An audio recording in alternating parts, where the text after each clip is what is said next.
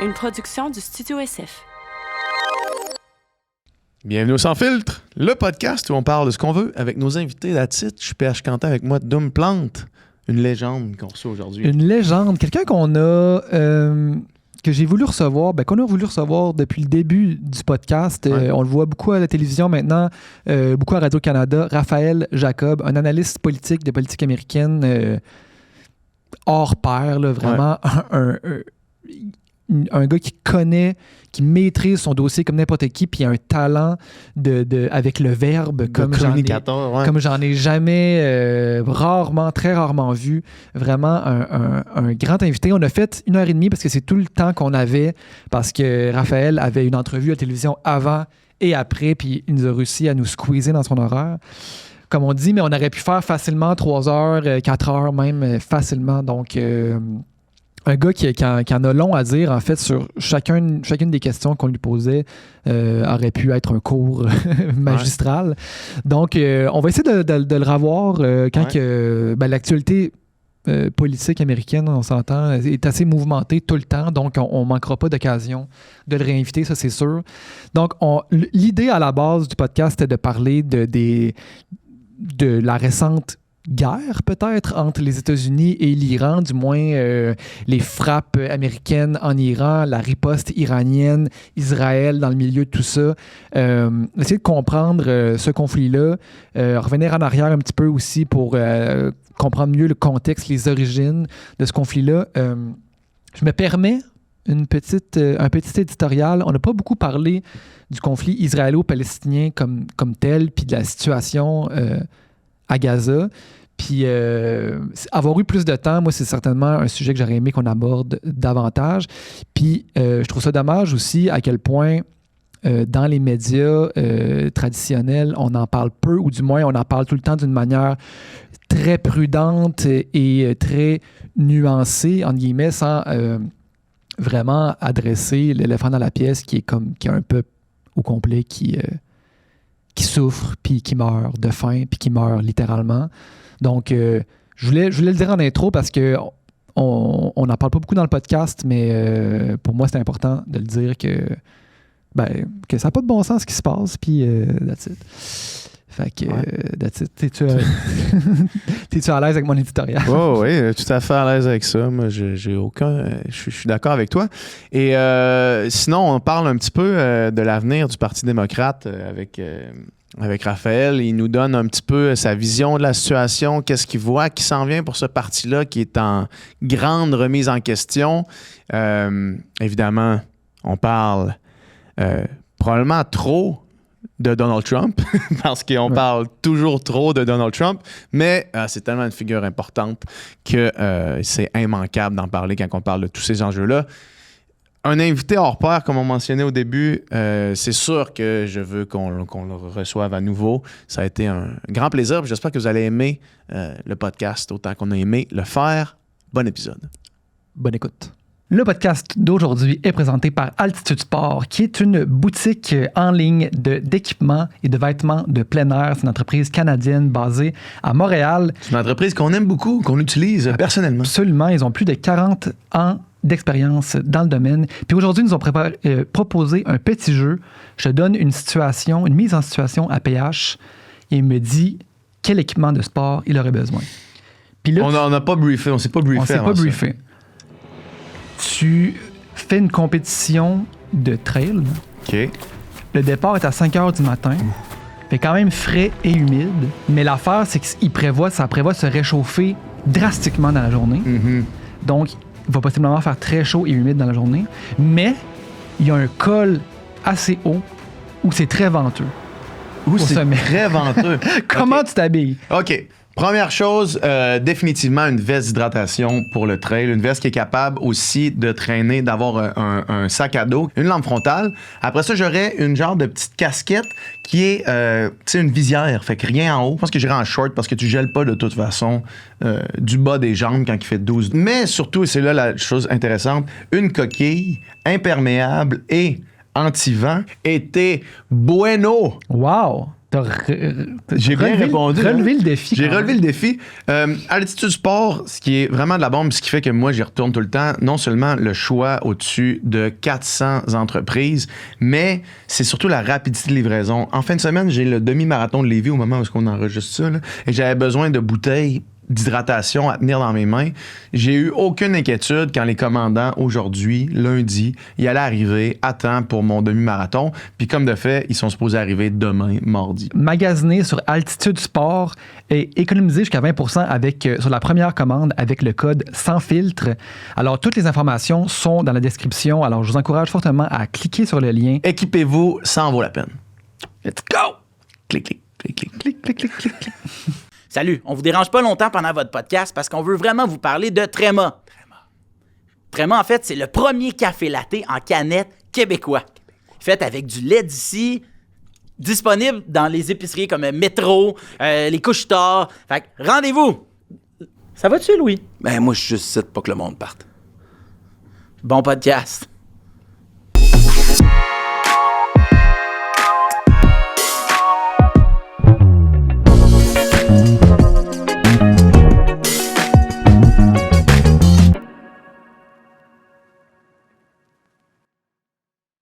Vous, 28 aussi? Nicolas m'a dit qu'il y avait 28, c'est sûr. Moi, j'ai c'est ça, 30, il y a un petit peu de gris. Fait que c'est pas à 28, il n'y a pas de gris. D'habitude, c'est pas toujours vrai. Des fois, c'est vrai. En tout cas, fait que, tu sais, je pose la question parce que Christy, à 25-30 ans, c'est pas tout le monde qui sait c'est qui Paul Arcand. C'est fou à dire, mais c'est vrai pareil. Bref, il avait une politique béton, là, que tu sais, à part dans des cas réellement exceptionnels, genre c'était le premier ministre, là, tu viens en studio ou t'es pas dans le show. Puis ça, c'était vrai pour ses propres collaborateurs. Le monde qui était des chroniqueurs réguliers ne pouvait pas faire son show remote. Sinon, c'était comme... C'est drôle, moi, tu me dis ça. Là, on va commencer. Ouais. Mais tu me dis ça, puis on pourra garder ça dans le podcast. Absolument. Mais Paul Arcand, moi, j'ai été un invité une fois, puis c'était à distance, en fait.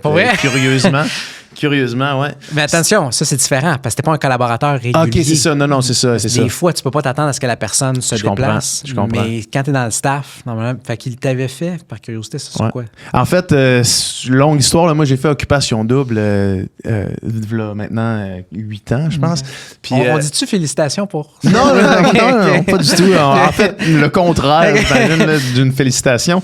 Mais c'est ça. Puis moi, en fait, parallèlement à ça, avant d'aller à Occupation Double, j'étais à la maîtrise en littérature, puis j'étudiais le journalisme gonzo là, de Hunter S. Thompson. Puis là, à un moment donné, j'avais comme fait une entrevue, je pense que c'était à la presse ou au Devoir, où est-ce que je racontais que j'étais allé un peu à Occupation Double avec en tête du journalisme gonzo, tu sais, essayer d'aller vivre une expérience. D'écrire de l'intérieur. D'écrire de l'intérieur, qu'est-ce que je vivais comme expérience là-bas. Puis essentiellement, ça avait été... j'imagine mal compris dans les magazines à potins, comme de quoi j'étais allé là un peu dans un dîner de con, tu sais, pour rire du monde là-bas, puis là il m'avait son équipe de recherche m'avait demandé d'appeler, puis là lui il arrivait avec une posture un peu, tu sais, un peu me confronter, puis un peu choc de comme, OK, raconte-moi ça, là, ton histoire d'infiltration. Puis là, quand j'y ai comme dit, ben, c'était aussi juste personnellement pour vivre Occupation Double, puis faire des voyages. Puis il avait comme réalisé que son équipe de recherche avait peut-être pas partagé la bonne information, puis il était un peu déçu. Je pouvais l'entendre dans sa voix qu'il trouvait qu'il perdait son temps dans cette entrevue-là. Moins choc. Exact. Donc, moins saisissant. Ouais, exactement. Bref, merci beaucoup d'être là. C'est un honneur de te recevoir. T'es dans notre télé depuis vraiment longtemps. T'es un de mes analystes politiques préférés. Là, attention, c'est important ça. Un de mai versus le préféré. Ça se laisse une porte pour la prochaine ou le prochain invité en disant, mais toi aussi, t'es un de mes préférés. Exactement. Mais non, c'est ça. Je trouve que t'es tout le temps tellement pertinent. Fait que c'est cool de pouvoir te recevoir. Aussi rapidement aussi. Avec l'actualité, tu dois être quand même en demande ce temps-ci, justement, quand il se passe des choses... en lien avec l'actualité américaine. Quand il se passe des choses, il se passe des choses. C'est sûr que quand le président des États-Unis, c'est Donald Trump, on n'est jamais en vacances comme un analyste politique. C'est vrai, sauf qu'en même temps, dans les 4 dernières années, Joe Biden était le président, puis on s'ennuyait pas non plus. Parce que Donald Trump n'était pas le président, mais il était dans le paysage presque quotidiennement. Fait que ça fait maintenant, mine de rien, 10 ans, mois pour mois, presque semaine pour semaine. C'était le 16 juin 2015 que Donald Trump a descendu le fameux espèce d'escalier roulant à la Trump Tower à New York pour déclarer sa première candidature présidentielle. Ça fait 10 ans qu'on suit ce bonhomme-là sur une base, encore une fois, quasi quotidienne. La question, puis tu sais, on me l'a posée quand il s'est fait battre en 2020, c'est-à-dire, il y en a plusieurs, moi j'y croyais pas, mais il y en avait plusieurs qui étaient convaincus qu'il allait vraiment quitter le paysage politique national, puis qui disaient, penses-tu que tu vas avoir moins de jobs? Penses-tu qu'on va se désintéresser des États-Unis? Ma réponse, c'est de dire, je penserais pas. Dans le cas le plus extrême, probablement ce qui va se passer, c'est qu'on va en parler un peu moins. Mais l'engouement était déjà tellement développé que c'est bête à dire en termes, entre guillemets, commerciaux, mais ton marché est déjà construit. Ouais. Exact. Trump va partir éventuellement. Donc, en principe, ce sera dans 3 ans et demi, grosso modo. On va continuer à parler des États-Unis. Puis, j'ajouterais ceci. Plus ça, en passant, si on se parle pendant 1 heure et demie, attendez-vous à ce que je dis, je vais ajouter ceci à de nombreuses reprises. Fait que je vais ajouter beaucoup de choses dans la prochaine heure et demie. Mais de façon sérieuse, il y avait déjà un intérêt avant Trump. Ça, il faut le réaliser. Là. Il y a eu plusieurs événements vraiment chocs. Chocs, je ne vais pas dire positifs ou négatifs, juste vraiment marquants depuis le début du siècle. Pensez au 11 septembre, la guerre en Irak, le crash à Wall Street en 2008, l'élection de Barack Obama, la première. Bon, tout ça, c'est arrivé avant Trump. Et Trump, évidemment, est allé mettre une espèce de dose absolument extraordinaire d'intérêt, de fascination, de scandale, de controverse, bref, d'intérêt qui fait en sorte qu'encore une fois, ce marché-là, il est, sans dire mature, il est établi. Qu'on ne va pas arrêter de parler des États-Unis. Et dans tous les cas, même s'il n'y avait plus aucune espèce de figure fulgurante, fascinante, comme Trump peut l'être dans son meilleur et son pire, la réalité, c'est que ça demeure notre voisin. Mais oui. Ça demeure le pays le plus puissant de l'histoire de l'humanité, non seulement d'un point de vue économique et militaire, mais d'un point de vue culturel aussi. Culturel, j'imagine que c'est discutable à savoir si c'est le plus puissant de l'histoire, mais c'est certainement le plus puissant de nos vivants. Fait que ne serait-ce qu'à cause de ça, on va continuer à parler des États-Unis, ça c'est évident. Non, c'est fou comment qu'on couvre en fait l'actualité, la politique américaine presque autant que notre politique canadienne. Presque plus, en fait. Plus. Mais ouais, souvent plus, honnêtement. Mais en même temps, c'est parce qu'elle a un impact sur nos vies aussi, finalement, puis elle a un impact sur le monde au complet. Là, fait que, on n'a pas le choix de suivre de tout ce qui se passe. Hein. Il y a ça, et je pense qu'il y a un aspect, puis je veux bien choisir mes mots, pas pour vous sortir une cassette de politicien, mais pour pas heurter des collègues que j'estime beaucoup et qui traitent de politique canadienne. Fait que c'est rien contre eux, c'est certainement rien contre leur profession. C'est important, évidemment, de traiter de la politique d'ici quand on habite ici. Mais le système politique canadien étant ce qu'il est, puis là, c'est là que je choisis mes mots, mais je pense qu'il faut utiliser quand même un langage clair qui est d'inspiration monarchique. Je veux dire, c'est ce que c'est. Le système parlementaire canadien, son inspiration, son modèle, en fait, presque calqué de façon pure, c'est le système britannique. Et le système britannique, on va dire, c'est un système parlementaire démocratique. Oui, c'est un système qui est d'inspiration à la base monarchique. C'est pas pour rien qu'il y a autant de pouvoirs qui sont concentrés dans les mains d'une personne et de son entourage, c'est-à-dire le premier ministre et, j'allais dire, son cabinet, c'est même pas vrai. Son personnel. Très souvent, les conseillers les plus importants du premier ministre ont plus de pouvoirs concrets. Exactement. Que ses ministres et certainement que ses députés. Pourquoi est-ce que je mentionne ça? Le système est hyper opaque au Canada. C'est juste un fait.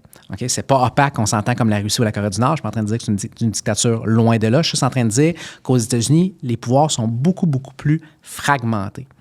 Le système est beaucoup plus ouvert et il y a beaucoup, beaucoup plus d'opportunités pour la population de participer de façon directe. Regardez la quantité de choix électoraux que les électeurs et les électrices ont dans tous les États. Et ça en passant, pas aux 4 ans. Dans des États, on vote à chaque année. Fait que la participation populaire est sans dire qu'elle est plus prononcée, parce que ça, c'est discutable, mais elle est certainement possible à une ampleur plus grande qu'au Canada, ce qui fait en sorte que c'est plus facile aussi à suivre, à rapporter. Il y a davantage de choses, entre guillemets, qui se passent. Vous avez des réunions à huis clos, très souvent, avec des hauts fonctionnaires puis des ministres à Ottawa. En bon français, who cares dans le grand public? C'est extrêmement difficile de transformer ça en un contenu qui va être digérable. Ou c'est quoi le bon mot? Digeste. Je me disais, ça marche pas, digeste. Qui va être digeste. Fait qu'il y a ça aussi. C'est plus facile parce que c'est, entre guillemets, plus le fun aussi très souvent à suivre le show américain que ce qui se passe au Canada. Tu parles de tous ces choix-là puis de l'impact plus direct de la population, puis tu sais, les plus d'instances décisionnelles aux États-Unis. pourquoi d'abord est-ce qu'il y a un gars qui peut décider de dropper des bombes en Iran sans que personne semble... Premièrement, sans que personne ait besoin d'approuver. Ouais. Fait que sans que cette décision-là doive passer d'autres instances de légitimité. Puis même ceux qui sont supposés être les plus proches de lui, voire le vice-président, est même pas au courant de qu'est-ce qui s'en vient puis qu'est-ce qui va se passer quand c'est une décision qui a des impacts aussi grands. Tu sais, tu parles de ce système-là, qui a plusieurs couches, qui a plusieurs votes, que la population a l'impression de pouvoir voter pour plein de monde. À quoi ça sert si au final, c'est un seul gars qui a même pas besoin, qui même...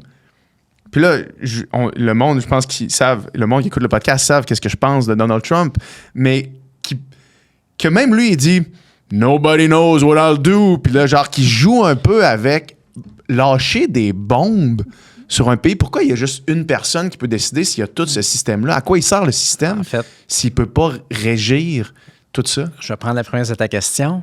Tu as dit presque mot pour mot. Pourquoi est-ce qu'un type peut? Pourquoi est-ce qu'un homme peut? Ouais. Il ne peut pas. La Constitution est floue et grise sur plein d'enjeux. Sur le pouvoir de déclarer la guerre, de lancer le pays en guerre. Il faut appeler un chat un chat. Ce que les États-Unis ont fait, ce sont des actes de guerre vis-à-vis de l'Iran. Et de toute évidence. Ben, pas de toute évidence aux États-Unis. Aux États-Unis, on dit, regardez, tu parles du vice-président, M. Vance, quand on lui a posé la question à savoir est-ce que les États-Unis sont entrés en guerre contre l'Iran, il y a quelques jours à peine, qu'est-ce qu'il a dit?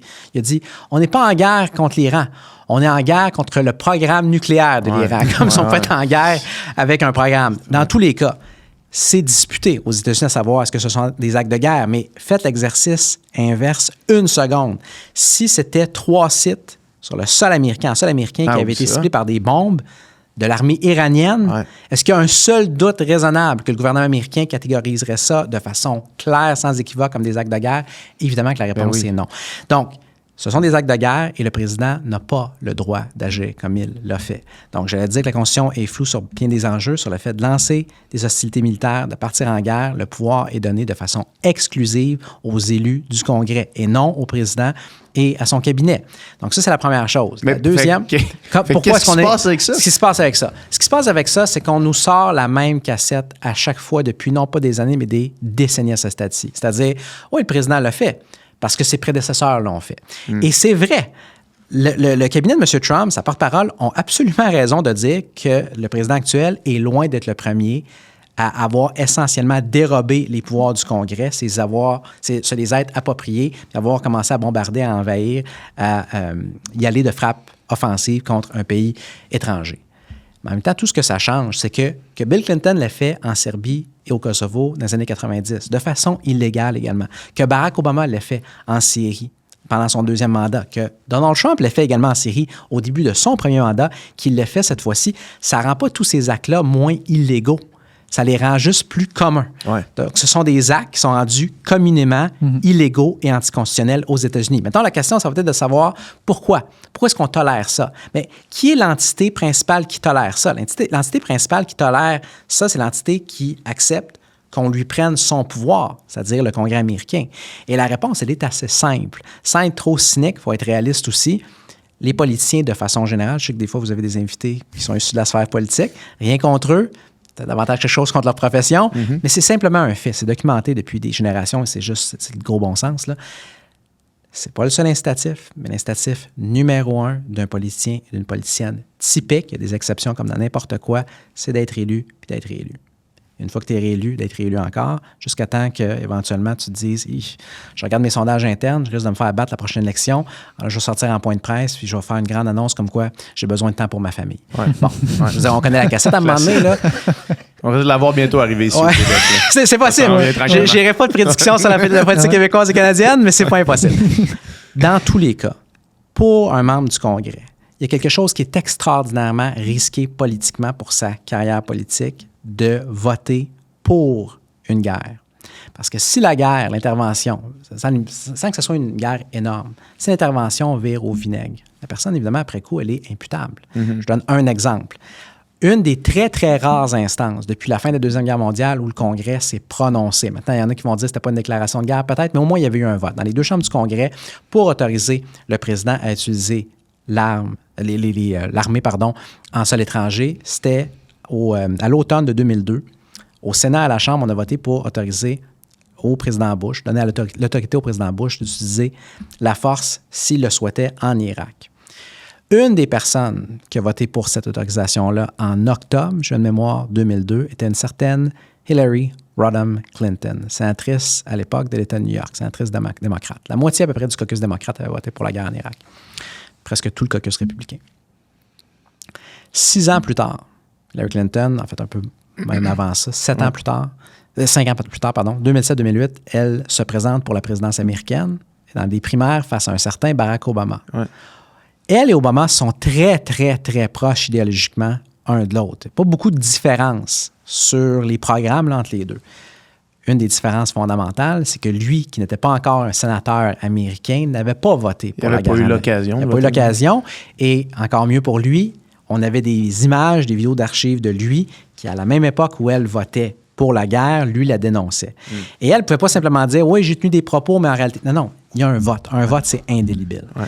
Donc, ça lui a collé complètement à la peau. Ça n'a pas été le seul facteur, mais c'était un facteur fondamental. Durant la primaire démocrate qu'elle a perdue, alors qu'elle était largement favorite. Donc, ça, c'est juste une illustration pour vous dire, pour un membre du Congrès, c'est risqué de voter pour une intervention militaire. Et évidemment, si tu votes contre, le risque aussi, c'est d'être dépeint comme étant mou face à un pays hostile, un régime dangereux, etc.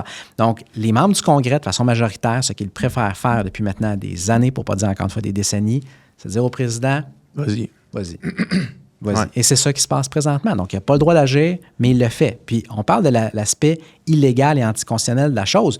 Il y a aussi, et je le mets en énorme guillemets, l'aspect préventif de la chose. Je parlais de la guerre en Irak il y a un instant.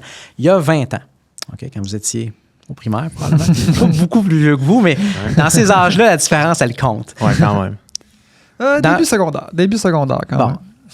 J'étais à l'université, puis c'était partout. Le débat sur la guerre en Irak, le président peut-il vraiment frapper, pas juste avec des c'est ça, nous autres, on ne parlait pas vraiment de la guerre en Irak. Pas à ce moment-là. On entendait parler, mais est-ce qu'on comprenait ce qui se passait? On ne prenait pas vraiment position. Non, c'est ça. Non, c'est ça, à cet âge-là. Ouais. À l'université, à peu près tout le monde prenait position, puis ici, très, très massivement, les gens étaient contre. Puis une des choses qui était reprochée continuellement au président de l'époque, M. Bush, c'était de dire...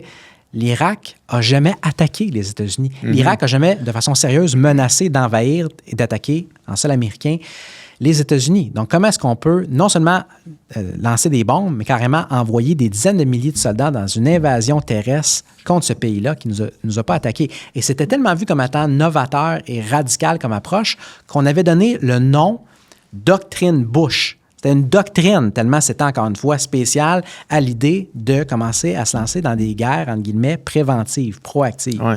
On juge que l'autre est menaçant, sans même qu'il nous ait attaqué, on l'attaque. Bon. Là, on avance 20 ans plus tard et on fait essentiellement la même chose. C'est pas une invasion. La même affaire. C'est le même concept. Et c'est comme si c'était, on l'a déjà fait, pourquoi pas? Ouais. Et quand on parle d'actes d'agression, l'histoire ici est intéressante. Je sais qu'on a plus de temps qu'à la télévision, mais en même temps, je ne vais pas vous donner un cours de 3 heures. C'est passionnant, continue. C'est parfait, oui. C'est dangereux de me dire ça. Je veux vraiment partir si on parle pas pendant 1h15, c'est pas grave. Okay. C'est même mieux. C'est plus facile. Je fais la job à votre place. La mienne et la vôtre. OK. Là, ça veut dire que la prochaine fois, vous ne m'offrez pas un café, c'est du champagne que ça prend. Si je travaille à ce point-là. Non, mais je vais quand même dire ceci, parce qu'il y a une chose, je parlais de la télévision, c'est rien contre la télévision, le format est fait comme ça. On a peu de temps. Même chose pour la radio, c'est encore plus vrai pour les médias écrits comme les journaux, de façon générale. On est toujours collé sur le « here and now » bon français. Voici ce qui s'est passé hier, voici ce qui se passe aujourd'hui, voici ce qui va peut-être se passer demain, allez spéculer. Bon. Pour comprendre où est-ce qu'on est, où est-ce qu'on s'en va, il faut savoir d'où on arrive. Absolument. Et on n'a pas le temps, très souvent, pas assez souvent en ce qui me concerne, d'expliquer les contextes. En politique internationale, c'est fondamental. C'est tellement facile de dépeindre une situation comme étant c'est noir d'un côté, blanc de l'autre. Il y a un bon, il y a un méchant, il y a notre allié, il y a l'ennemi. Dans certains cas, le monde est noir et blanc. Mais de façon générale, c'est assez rare. Très souvent, il y a des motivations qui sont complexes. Les gens sont gris, encore une fois, ne sont pas noirs et blancs. Bref, dans le cas des relations américano-iraniennes, on pourrait parler d'Israël aussi dans tout ça, là, mais si on se limite juste aux deux pays principaux dont on parle depuis tantôt, il y a un pays qui s'est ingéré dans les affaires de l'autre en premier lieu. Ce pas les Iraniens qui ont commencé à s'ingérer dans les affaires des États-Unis. Ce sont les États-Unis qui ont commencé à s'ingérer dans les affaires de l'Iran. Il faut comprendre que l'Iran était, jusqu'au milieu du 20e siècle, un protectorat britannique.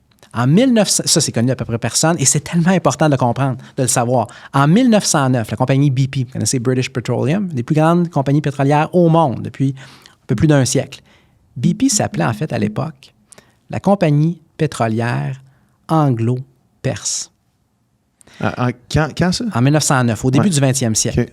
En 1935, je vais de mémoire, là, c'est dans les années 30, ça, j'en suis certain, là, on a rebaptisé cette compagnie-là la compagnie pétrolière anglo-iranienne. En 1954, on la rebaptise à nouveau. Et là, comment on l'appelle? Essentiellement BP. Pourquoi? Parce que qu'est-ce qui s'est passé entre le premier rebaptême et le deuxième? L'Iran s'est doté démocratiquement d'un leader, M. Mossadegh, qui voulait nationaliser l'industrie pétrolière. Les géants, et c'était pas juste BP, on appelait ça les 7 sœurs, les Seven Sisters, les plus grands joueurs du monde pétrolier, pensez à Exxon, Mobil, Shell, etc. Et BP, évidemment. Chevron, je l'ai mentionné aussi. Se sont mis ensemble et se sont dit, on ne peut pas avoir ça. C'est inacceptable. On a un deal avec ce régime-là, comme on en avait avec l'Irak, avec le Koweït, avec la Libye, etc. Avec les Saoudiens, puis on a dit, c'est intolérable. Et donc, le gouvernement américain, de tandem avec le gouvernement britannique, dans une opération qu'on a surnommée l'opération Ajax, A-J-A-X, a renversé ce type-là qui avait été élu de façon démocratique. Il a fini sa vie en prison, sauf erreur, il est mort en prison. Okay? Il a été élu de façon démocratique, mais son régime était un régime... C'était un régime démocratique. C'était un régime qui n'a pas duré longtemps parce qu'on l'a vite renversé. Mais ce qui est intéressant, ce qui est important, en fait, ce qui est crucial de comprendre, c'est par quoi on l'a remplacé. Les Américains et les Britanniques l'ont remplacé par ce qu'on a appelé le régime du Shah, qui, lui, est un régime brutal, oppressif, autoritaire, qui a été en place en Iran pendant un quart de siècle, de 53 jusqu'à 79. Qu'est-ce qui se passe en 79? Il y a une vague de colère qui ne peut plus être contenue en Iran contre les Occidentaux, les Britanniques, les Américains, les Israéliens, et on renverse ce régime-là. Et là arrive ce qu'on surnomme la révolution islamiste. Donc, les gens qui sont les faucons, entre guillemets, les gens les plus agressifs aux États-Unis précisément contre l'Iran, qui disent on doit les frapper parce que c'est un régime hostile, c'est un régime qui est ennemi, il nous menace, etc. Et très souvent, ils commencent l'histoire en 79 en disant ça fait 45, 46 ans qu'ils sont hostiles. Oui, mais pourquoi? L'histoire n'a pas commencé en 79, elle a commencé avant 79. Maintenant, est-ce que ça veut dire que depuis 79, ce régime-là qui est en place actuellement à Téhéran n'est pas oppressif, n'est pas brutal? Non, il l'est. C'est un régime qui est sauvagement autoritaire. Donc, encore une fois, le monde n'est pas noir et blanc. Je suis pas en train de vous dire les Iraniens sont blancs, les Américains sont noirs. Au contraire, bon, méchant, non. Mais c'est complexe. Donc, tout ça pour vous dire que la première main qui s'est mise dans la sauce de l'autre, c'était les Britanniques et les Américains qui sont mis dans la sauce des Iraniens. Donc, il y a de la colère aujourd'hui. Est-ce que c'est compréhensible? Oui, c'est compréhensible. De un, et de deux, de voir que dans tout ce contexte-là, ce sont les Américains qui frappent militairement avec des bombes sur le territoire iranien et non l'inverse. Qu'est-ce que vous pensez que ça cause sur le terrain? Pour tous ceux et celles en Occident qui se disent on va les ramener à la table de négociation, ils vont pratiquement supplier pour arriver à un deal et se désarmer unilatéralement parce qu'ils vont avoir peur de nous. J'ai aucun doute qu'il y a de la peur en Iran présentement. Il n'y a personne qui veut se faire bombarder. Mais si vous êtes le régime iranien, encore une fois, essayez de faire preuve. Quand je dis essayer, c'est pas vous, là, c'est pour vous personnellement, de façon générale. C'est tellement facile, encore une fois, de regarder les choses avec notre lorgnette uniquement. C'est sûr que culturellement, politiquement, on est beaucoup plus proche des Américains, de façon générale, que de ce régime iranien-là actuel. Mais si, comme un bon analyste, je crois, devrait le faire, on essaie de se mettre pour comprendre, pas pour de devenir partisan de l'autre, mais comprendre sa perspective pour pouvoir comprendre tous les tenants aboutissants, on essaie de se mettre à la place du régime iranien aujourd'hui. On regarde les régimes qui étaient autour. Par exemple, Saddam Hussein en Irak, Muammar Kadhafi en Libye. Ces régimes-là qui n'avaient pas d'armes nucléaires. En fait, dans le cas de Kadhafi, c'est pas juste qu'il n'y avait pas d'armes nucléaires. Les armes les plus dangereuses, son arsenal d'armes les plus dangereuses qu'il avait, qu'est-ce qu'il a fait? Il lui a proactivement renoncé en disant essentiellement, je simplifie, là, mais je renonce à mes armes en échange de quoi vous intervenez pas dans mes affaires, laissez-moi tranquille. Et qu'est-ce qui s'est passé dans les deux cas? Invasion, bombardement, les deux régimes renversés et les deux leaders littéralement morts. Dans le cas de Kadhafi, traînés dans les rues de son pays. À l'autre bout du monde en même temps, La dynastie des Kim, en Corée du Nord, a l'arme nucléaire depuis maintenant quelques décennies. Personne, tout le monde les laisse tranquilles. Les Américains les laissent tranquilles. Il y en a qui vont dire qu'il y a des sanctions, Trump a parlé contre Kim Jong-un. Oui, je comprends, il y a de la rhétorique. Mais concrètement, personne qui parle d'envahir ou de bombarder la Corée du Nord. Puis c'est attribué vraiment à ça, en fait? Ou c'est parce qu'il n'y a pas d'autres avantages? Il n'y a pas la question peut-être du pétrole ou de d'autres... C'est une excellente question. Ça, rendu là, j'imagine que c'est discutable. Ce qui me semble moins discutable et plus indéniable, c'est que si vous êtes le régime iranien, une des leçons, peut-être pas la seule, mais une des leçons principales que vous allez tirer de ça, c'est quoi? Notre incitatif, c'est pas de se désarmer, c'est de s'armer. Ça nous prend l'arme nucléaire. Et en fait, les dernières semaines, avec les frappes israéliennes puis les frappes américaines, nous encouragent encore plus à l'avoir. Fait qu'il y a ça aussi qu'il faut essayer de comprendre, leur perspective. Donc, je comprends la perspective des Israéliens, certainement, qui se disent, si ce régime-là, qui souhaite notre destruction depuis sa première heure d'existence, finit par l'avoir, c'est carrément notre existence sur cette planète qui va être menacée. Je comprends cette perspective-là. La seule chose que je vous dis, c'est il y a la perspective aussi de l'autre côté, qui fait en sorte que cette histoire-là, elle n'est pas terminée. Personne ne peut vous dire comment elle va se terminer. Je peux juste vous dire, elle n'est pas terminée. Donc, on a le président et son entourage qui disent, le président américain et son entourage depuis les derniers jours qui disent, le programme a été complètement oblitéré. Bon, c'est discutable, là, ça aussi, mais dans tous les cas, même si à la limite, il l'avait été, l'histoire n'est pas terminée. Puis du point de vue américain, tu sais, est-ce qu'il y avait d'autres alternatives? Tu sais, dans le sens qu'on a cette puissance-là qui est l'Iran, qui est du moins, c'est un ennemi ou du moins c'est tendu avec eux, qui développe l'arme nucléaire. On avait dit qu'on voulait pas qu'elle développe, il la développe quand même. C'est un régime autoritaire, répressif, tout ça. Est-ce que du point de vue américain, on n'avait pas d'autre choix que d'intervenir puis d'essayer de freiner, détruire ça, ou bien ça aurait pu, on aurait pu aussi laisser ça faire puis se dire j'ai mes armes, t'as tes armes, puis... Je souris pas parce que la question est bête. En fait, je souris pour deux raisons. La première, c'est que vous m'avez laissé donner une première réponse qui, je me suis pas timé, ça a dû durer à peu près 10 minutes. Si vous saviez combien je payerais cher de ma propre poche pour pouvoir avoir ce temps-là quand j'étais à la télévision, merci, ça met juste de bonne humeur en partant. C'est super. Fait que, de un, il y a ça. De deux, la question me fait sourire aussi parce que, évidemment, que différentes personnes vont vous répondre différentes affaires. Ouais. Donc, les faucons, ceux qu'on surnomme les faucons à Washington, qui veulent une approche plus agressive, plus proactive en matière de politique étrangère, vont vous dire on était nous-mêmes acculés au pied du mur. C'est pas vrai qu'on allait attendre que ce régime-là devienne justement comme le régime nord-coréen, qu'il ait une arme, puis là qu'on puisse pas... Bon. Est-ce qu'on peut laisser tous les pays s'armer d'armes nucléaires? La première question était déjà pas évidente, là, celle-là est comme impossible. En fait, c'est quoi, je vais prendre la deuxième rapidement. Parce qu'on peut pas y répondre de façon définitive. Encore une fois, les gens les plus idéologiques, catégoriques vont dire oui d'un côté, non de l'autre. La réalité est très, très grise. Je ne sais pas si vous avez vu le film Oppenheimer. Je vais le phraser. Le chef-d'œuvre Oppenheimer. Quel grand film. Je l'ai écouté dans un avion, fait que mon expérience était vraiment pas... OK, là, je m'amuse à la date, là, je vais partir. Je veux dire, ça me brise le cœur. Qui fait ça? Regardez ça. C'était en plus avec les écouteurs qui donnent puis que tu plugues le son, c'était nul à chier. Déjà, en partant, si tu dis qu'ils t'ont ont donné, t'es plus chanceux que la plupart des clients qui doivent payer pour avoir ces écouteurs de MR. OK, bon, dans tous les cas. Ça me brise quand même le cœur dans un avion. Ouais, moi aussi, parce que c'est pas le genre de film que tu réécoutes, tu sais, c'est comme, c'est long, puis c'est... Ça dépend pour qui. Bref, les gens normaux ne regardent pas. Moi, je suis rendu à 3. J'ai pas fini, j'ai rendu que j'allais à la maison. Dans tous les cas, non seulement je l'ai regardé plusieurs fois, je suis encore dans la catégorie maintenant minoritaire de losers qui ont encore des DVD. Pas des DVD des années 2000 qui gardent, non, des nouveaux DVD que je continue à acheter. Exact. Dans tous les cas. Puis pas Blu-ray. DVD, c'est encore pire. OK. De façon sérieuse, pas que ça l'était pas. Dans Oppenheimer, j'ai 3 Blade Runner. J'ai Blade Runner en DVD, j'ai Blade Runner en DVD HD, puis j'ai Blade Runner en Bluetooth, en Blu-ray. Les 3 sont chez nous. T'écoutes les 3 dans la même journée. Pendant une seconde, j'ai espéré que tu disais j'ai Blade Runner aussi en VHS. Je me suis dit, non, la génération est trop loin. OK. Ouais. Dans Oppenheimer, dans le film comme dans la vraie vie, il y a ce débat central-là, à savoir, est-ce que le fait d'avoir une arme nucléaire va augmenter ou réduire la sécurité de la planète? Et un des arguments de Robert Oppenheimer, c'est-à-dire à partir du moment où on a cette arme-là, ça va avoir un tel pouvoir de dissuasion que les longues guerres interminables qui ont marqué le 20e siècle vont être chose du passé. Là, je te vois hacher dans le sens non, tu n'es pas d'accord. Je ne te dis pas que je suis d'accord, je te dis que c'est son argument. L'autre argument, vous le voyez venir, évidemment, c'est de dire non, c'est parce que si tu as une course vers l'armement nucléaire, ça prend une erreur. Une personne qui va d'un mauvais calcul ou qui est complètement erratique, qui est rationnelle, bon, Et là, c'est la fin du film. Pour ceux qui se rappellent de la toute dernière scène extraordinairement troublante, qui suggère que là aussi, l'histoire est peut-être pas terminée. Ouais.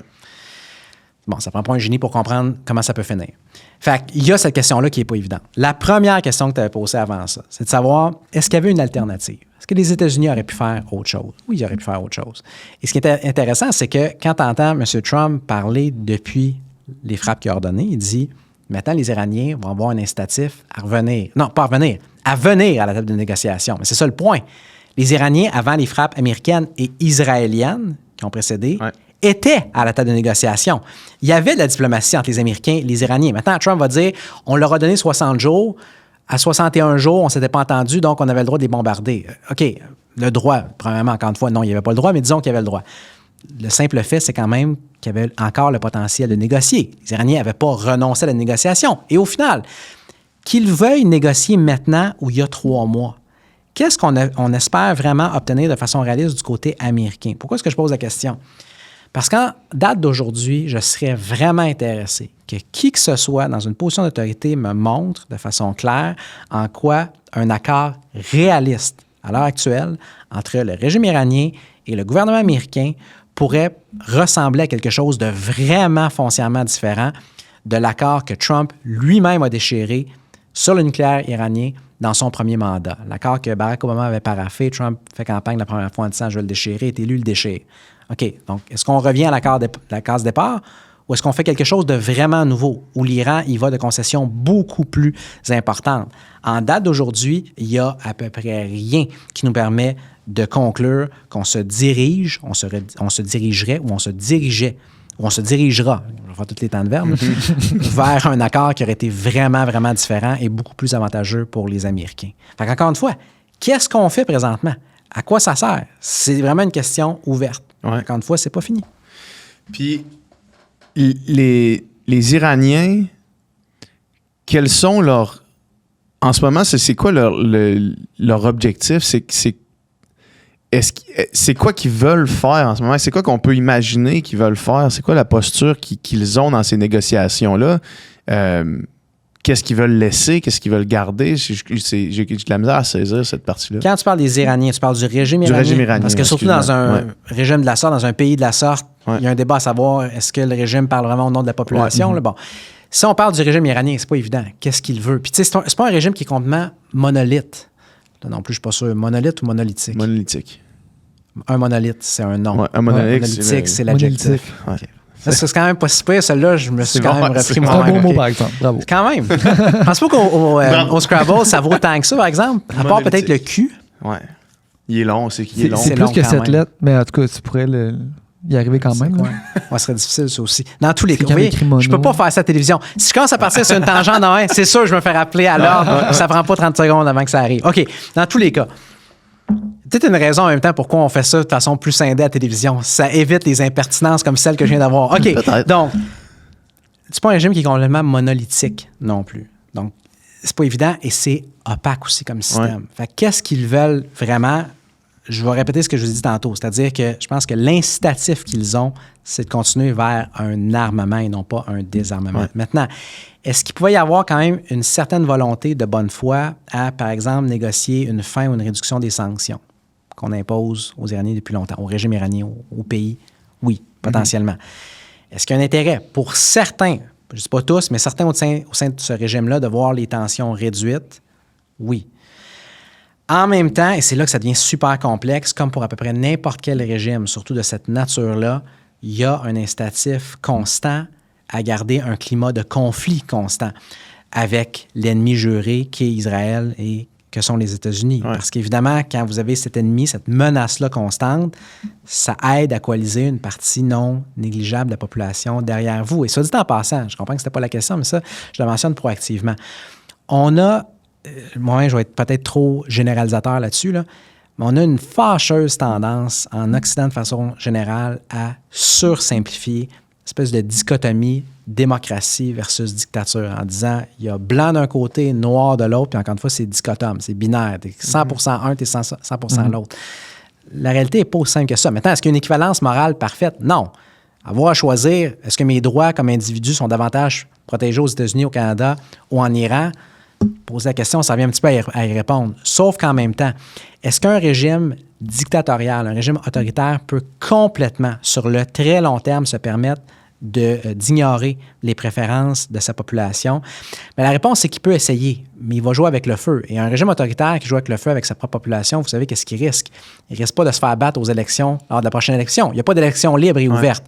Il risque une révolution, et plus souvent qu'autrement, une révolution brutale, violente, dans laquelle les leaders peuvent carrément...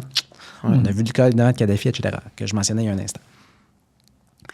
De l'autre côté, même un régime qui est vu comme étant démocratique n'est pas parfaitement démocratique. La réalité, c'est qu'une démocratie, là, quand vous regardez les racines du mot, c'est pouvoir à la population, pouvoir au peuple.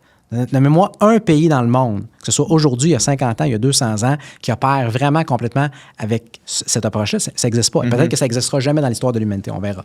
Dans tous les cas, on est à quelque part entre les deux, dans les deux cas. C'est juste qu'il y en a un qui est beaucoup plus loin sur le spectre que l'autre. Bon. Pourquoi est-ce que je mentionne ça? Parce que pour le régime iranien, il y a quand même un incitatif de garder une partie de la population iranienne, une partie importante, derrière lui. Et le fait d'être dans un état de conflit perpétuel face aux Occidentaux, aux Américains, aux Britanniques, aux Européens, aux Israéliens, etc., c'est payant par rapport à ça. Ouais. Le conflit, on l'a vu ici, là, le conflit, c'est l'élément rassembleur numéro un. Là. Du jour au lendemain, tout le monde était rangé derrière Mark Carney quand que Donald Trump s'est élevé comme ennemi. Là. C'est tellement facile. Ouais. C'est tellement facile. Parce que le comportement humain est extrêmement imprévisible à plusieurs égards et à plusieurs autres, il est extrêmement simple.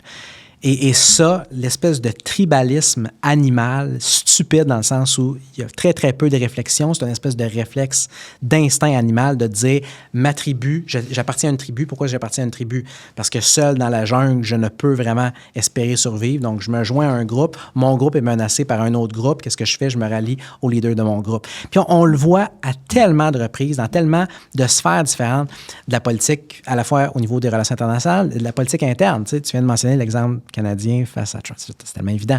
Je vais vous en donner un autre, de l'autre côté du spectre. Regardez quand Trump s'est fait inculper la première fois, pendant la campagne de 2024. On est en mars 2023, sauf erreur, fin mars 2023.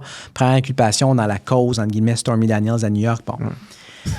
Tellement de commentateurs. Non, je sais comment. Oui, ça l'est. Ça l'est. Cette histoire-là, parmi d'autres. La cause Stormy Daniels. Je sais. C'est ridicule. C'est tellement bon. Tu sais que l'émission 60 Minutes, peut-être une certainement des plus prestigieuses de l'histoire du médium télévisé, a eu comme épisode le plus populaire de son histoire la première entrevue exclusive avec Stormy Daniels. Ouais. Une vedette porno qui dit avoir couché avec le président des États-Unis. C'est fou. Qui dit avoir couché parce que lui le nie encore. Ouais. Donc, je n'étais pas dans la pièce. Ouais. Je veux juste dire, s'il y en a qui croient à la version du président, attention à ce que vous achetez. Je veux dire, c'est... Mais dans tous les cas, dans la cause Stormy Daniels, il se fait inculper la première fois et tellement de commentateurs qui disent « c'est la fin », tu sais, comme on l'a calé tellement de fois, cette affaire-là va le clouer. Je disais, tu sais, faut-tu pas comprendre l'électeur républicain américain pour avoir ce réflexe-là de dire « ça va le couler ». C'était tellement écrit dans le ciel que ça allait créer non seulement un effet qui allait pas être négatif, mais qui allait être positif pour lui. C'était exactement ce qui s'est passé. On a vu les sondages, il était dans plusieurs États au coude à coude à l'époque, là, au printemps 2023, avec Ron DeSantis, le gouverneur républicain de la Floride, qui était vu comme l'espèce de vent de changement, bon, un style un peu Trump, mais en même temps sans le bagage, toute la controverse de Trump, etc. Bon.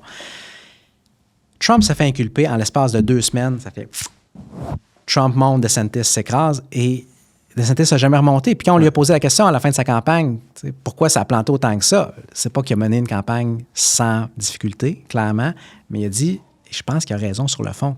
Il n'y a probablement pas grand-chose que j'aurais pu faire à partir du moment où Trump s'est fait inculper, tellement l'effet de ralliement tribal était fou, exactement. Ouais. Puis, tu sais, on peut parler de sondage, on sonde des centaines et des milliers de personnes. Je ramène toujours ça dans ce cas-ci à une électrice républicaine du Michigan qu'on avait interrogée à l'époque, qui avait dit, je la cite presque mot pour mot, « J'étais vraiment intéressée, ouverte à appuyer M. DeSantis. J'étais prête à tourner la page après 2 campagnes de Trump. On était dans la 3e. Mais à partir du moment où ils s'en sont pris à mon président, je l'ai défendu. » Elle a fini par voter pour Trump dans les primaires. Ça, c'est une personne, mais qui est emblématique de tellement de personnes. Et c'est un effet de ralliement qui est emblématique de plein d'autres effets de ralliement. Ce qui fait en sorte aussi que c'est extrêmement difficile, puis là, sans devenir trop philosophique, trop philosophique, l'adjectif, trop profond, trop tôt dans la discussion. C'est pas le seul, mais c'est un des facteurs qui rend la paix dans le monde extraordinairement difficile à atteindre. Parce que vous allez presque toujours avoir un incitatif quand vous voulez soit vous maintenir au pouvoir ou vous élever au pouvoir de faire la paix. Ça prend un ennemi. Ça prend souvent un ennemi. Encore une fois, parce que les exemples sont tellement grands, mais on parle depuis un quart de siècle, 30 ans à peu près, de polarisation aux États-Unis. Qu'est-ce qui est arrivé il y a 30-35 ans? La chute du mur de Berlin. La fin de la guerre froide. Encore une fois, est-ce qu'on va dire, est-ce que c'est le seul facteur? Non, c'est pas le seul facteur. Mais le timing est quand même assez spécial. Qu'on commence à avoir une polarisation qui explose quand il n'y a plus d'ennemis ailleurs. À partir du milieu des années 90, quand il y en avait qui disaient les États-Unis étaient tellement le seul acteur, le seul hégémon dans le système qu'ils se cherchaient quasiment des pays à bombarder, tellement que c'était pas évident parce qu'il n'y avait plus d'ennemis communs évidents. À partir du moment où ça arrive, on commence à avoir un effet de polarisation qui explose. Encore une fois, c'est un timing qui est particulier.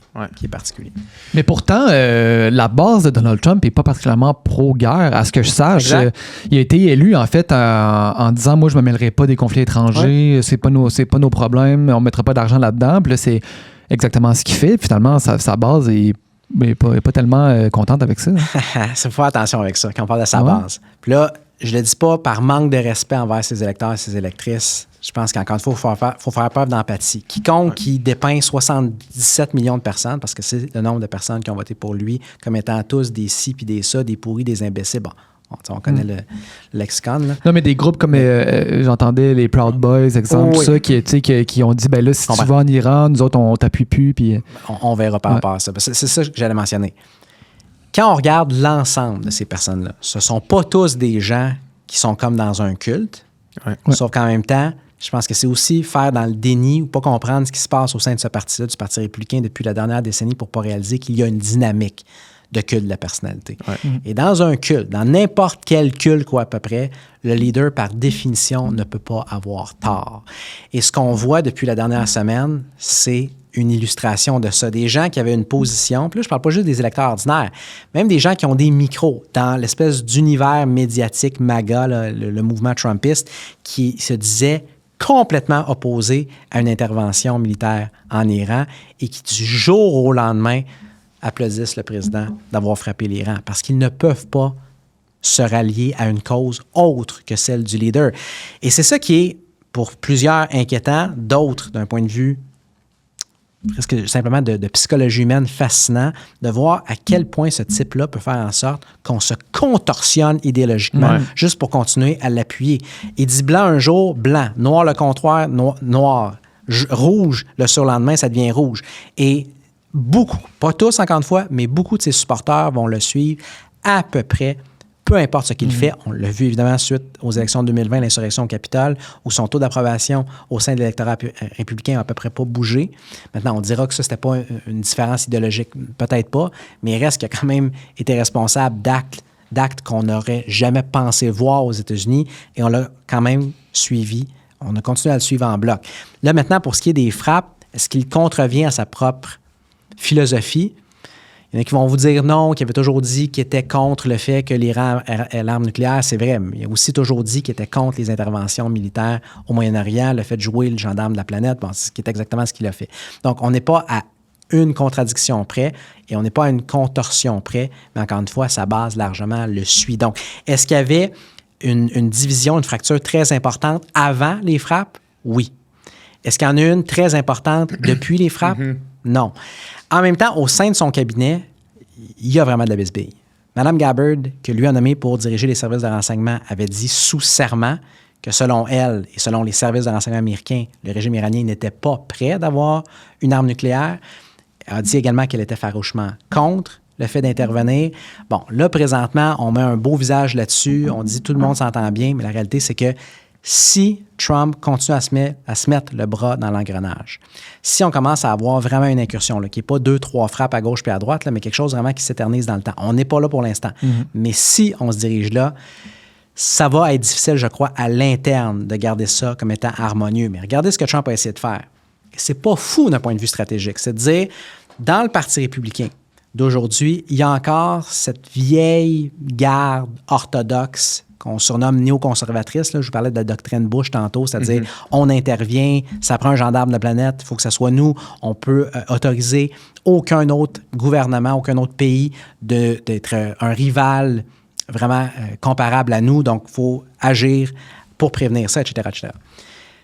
Cette mouvance-là, elle est encore présente. Donc, Trump ne peut pas l'ignorer complètement. C'est pas pour rien qu'il a nommé un type comme Marco Rubio comme l'équivalent du ministre des Affaires étrangères, son secrétaire d'État. Ce type-là fait partie de cette école de pensée-là. Donc, se dit, ça me prend quand même des gens de cette vieille garde orthodoxe, Bush, Cheney, etc., interventionniste, néoconservatrice autour de moi. Mais en même temps, c'est vrai que la majeure partie de son électorat, certains gens dans son cabinet, comme M. Vance, comme Mme Gabbard, ne veulent pas cette espèce d'approche ultra-interventionniste, agressive, etc., etc. Donc, il essaye présentement, c'est là que je disais que c'est pas complètement fou stratégiquement, il essaie présentement de ménager la chèvre et le chou en disant, on frappe, donc vous voyez, je suis pas mou, je laisse pas l'Iran avoir l'arme nucléaire, mais en même temps, on frappe, puis on négocie, c'est la fin. Il s'est vraiment empressé après les frappes de dire on retourne à la table de négociation, on a un cessez-le-feu, c'est la fin de l'histoire. Donc, présentement, il est politiquement, je ne dis pas au niveau de la gestion du conflit, mais politiquement, il est capable de maintenir une certaine harmonie au sein de son parti. Est-ce que ça peut durer éternellement? Je soumettrais que la réponse probable est non si on commence à avoir un réel conflit armé sur le long terme. Regardez ce qui s'est passé avec Bush. C'était pas la même chose parce qu'on n'avait pas une dynamique de culte de la personnalité qui était aussi forte. Mais il reste que cette guerre-là, où il y a eu un enlisement là, sur des années, ça a fini par complètement empoisonner et en fait anéantir sa présidence. Je vous soumettrais que ce serait très probable qu'on ait quelque chose au moins de semblable à ça pour Trump si on avait un épisode. Si le conflit perdure. Mais encore une fois, on est loin d'être là pour l'instant. On est loin d'être là. Parce qu'au départ, on disait... Le conflit, juste être clair là, au niveau du langage qu'on utilise, le conflit va perdurer. Je parle vraiment d'une guerre ouverte. Si on se lance là-dedans et ça finit pas, là, ça devient problématique. Mais c'est là, je disais, on est très, très loin de ça pour l'instant. Parce que sur le coup, là, avec ces frappes-là, on disait c'est une déclaration de guerre pratiquement. Mais là, finalement... quelques jours, une semaine plus tard. Est-ce qu'on est dans une situation de guerre en ce moment? Ou comment on qualifierait ce conflit-là? Ça dépend. Là aussi, à qui vous posez la question. En ce qui me concerne, c'est clair que c'est une guerre. Okay. C'est une guerre israélo-iranienne dans laquelle les États-Unis se sont lancés. Donc, est-ce que la première déclaration de guerre a été faite? En fait, elle n'a jamais été faite, on dira, là, mais concrètement, est-ce qu'elle a été faite par les Américains? Non. Il y avait déjà cette guerre-là qui était ouverte entre les Iraniens et les Israéliens qui se lançaient des missiles d'un bord et de l'autre. Puis eux, est-ce qu'il y a un instigateur plus que l'autre État de ce conflit-là? Ben, ça, c'est... On va fermer les caméras pour répondre à ça. Non, parce que tu peux pas répondre à ça sans te mettre, parce que c'est rendu un enjeu qui est vraiment clivant, là, même ici, dans le côté de l'océan. C'est impossible de répondre à ça sans te mettre à dos de façon viscérale une partie importante de la population qui va avoir des décennies d'arguments de sortir, comme quoi c'est eux qui ont commencé. Parce qu'il y a la dynamique israélo-iranienne, mais on s'entend de façon sous-jacente, il y a la dynamique israélo-palestinienne. Puis il y a israélo-monde arabe en général, en fait. Exact. Bien, israélo-palestinienne et israélo-arabe n'est pas synonyme, mais disons que c'est proche l'un de l'autre, on s'entend. C'est un débat sans fin et sans fond, à savoir qui a commencé. Tu sais, je ne vais pas partir sur une tangente, mais en même temps, je pense que le parallèle, même s'il n'est pas parfait, il est pertinent. M. Vance, le vice-président actuel, lorsqu'on lui a posé la question il y a quelques semaines à savoir qu'est-ce qui se passe avec les négociations russo-ukrainiennes, ça avance-tu pas? Ce qu'il a dit dans un moment assez révélateur de candeur, et j'ai aucune difficulté à le croire, c'est-à-dire, ce qui est difficile, c'est qu'à chaque fois qu'on essaie de les asseoir un à la même table avec l'autre, les 30 premières minutes, c'est toujours la même chose. Chaque côté passe par des décennies d'histoire pour essayer de prouver que c'est l'autre qui est responsable du conflit. Quand vous avez quelque chose qui est aussi profond, aussi complexe que ça, c'est difficile que ça fasse autrement. Donc, qui est vraiment l'instigateur? Je ne peux pas vous regarder dans les yeux aujourd'hui et dire c'est un ou l'autre. Ma question, c'était plus qui a lancé le premier missile récemment. Là, récemment, c'est Israël. Ça, c'est indéniable. Il n'y a personne qui peut regarder la réalité et dire que c'est l'Iran. Maintenant, encore une fois, pour être nuancé, je ne suis pas en train de dire que les Israéliens n'avaient pas de cause, en avaient une. Je ne suis pas en train de dire que l'Iran n'a rien fait pour provoquer ça en premier lieu. Je suis en train de vous dire, lorsqu'on parle des dernières semaines, le premier pays qui a commencé à bombarder l'autre, c'est Israël qui a commencé à bombarder l'Iran. Et après coup, L'Iran a répliqué. Après coup, les États-Unis ont bombardé l'Iran. Là, on a une sorte de cessez-le-feu. Ça aussi, on peut presque le mettre en guillemets. Donc, est-ce qu'on est en guerre? Essentiellement, oui, on est en guerre. Est-ce que c'est une déclaration de guerre formelle? Non, une déclaration de guerre formelle du côté américain, encore une fois, ça doit passer par le Congrès. Donc, il n'y en a pas. Mais dans les faits, on est en guerre. Encore une fois, quelle forme ça va prendre? Pour combien de temps? En bon français, who knows? On ne le sait pas. Et c'est là que ça devient à la fois volatile et imprévisible, et plusieurs vous diraient dangereux, parce qu'à partir du moment où vous mettez le bras dans l'engrenage, même si vous avez un président qui n'est pas interventionniste, qui a une base électorale qui ne veut pas de guerre sans fin, en fait, qui veut mettre fin aux guerres sans fin, à partir du moment où si, par exemple, on n'est pas là et les Iraniens n'ont pas pour l'instant réagi comme ça, loin de là, mais si, par exemple, on y va de frappe additionnelle, pour peu importe quelle raison, là, les Iraniens disent, ne serait-ce que pour notre propre public à la maison, notre propre population, on doit avoir l'air fort. Donc là, on ne va pas juste envoyer des espèces de missiles de façon sans dire stagée, c'était presque ça, là, sur une base au Qatar en disant « Hey, watch out, on va vous frapper. » En disant « Enlevez votre monde. Enlevez votre monde pour être sûr qu'on fasse aucun mort. » Là. Mais disons qu'on commence à vraiment contre-attaquer de façon importante. Même pas importante, mais juste qu'on commence à tuer du personnel américain. Et que là, la pression politique monte de l'autre côté pour que là, on dise « Ben là, voyons, crime. » Il tue les Américains. Exactement. On peut pas laisser ça.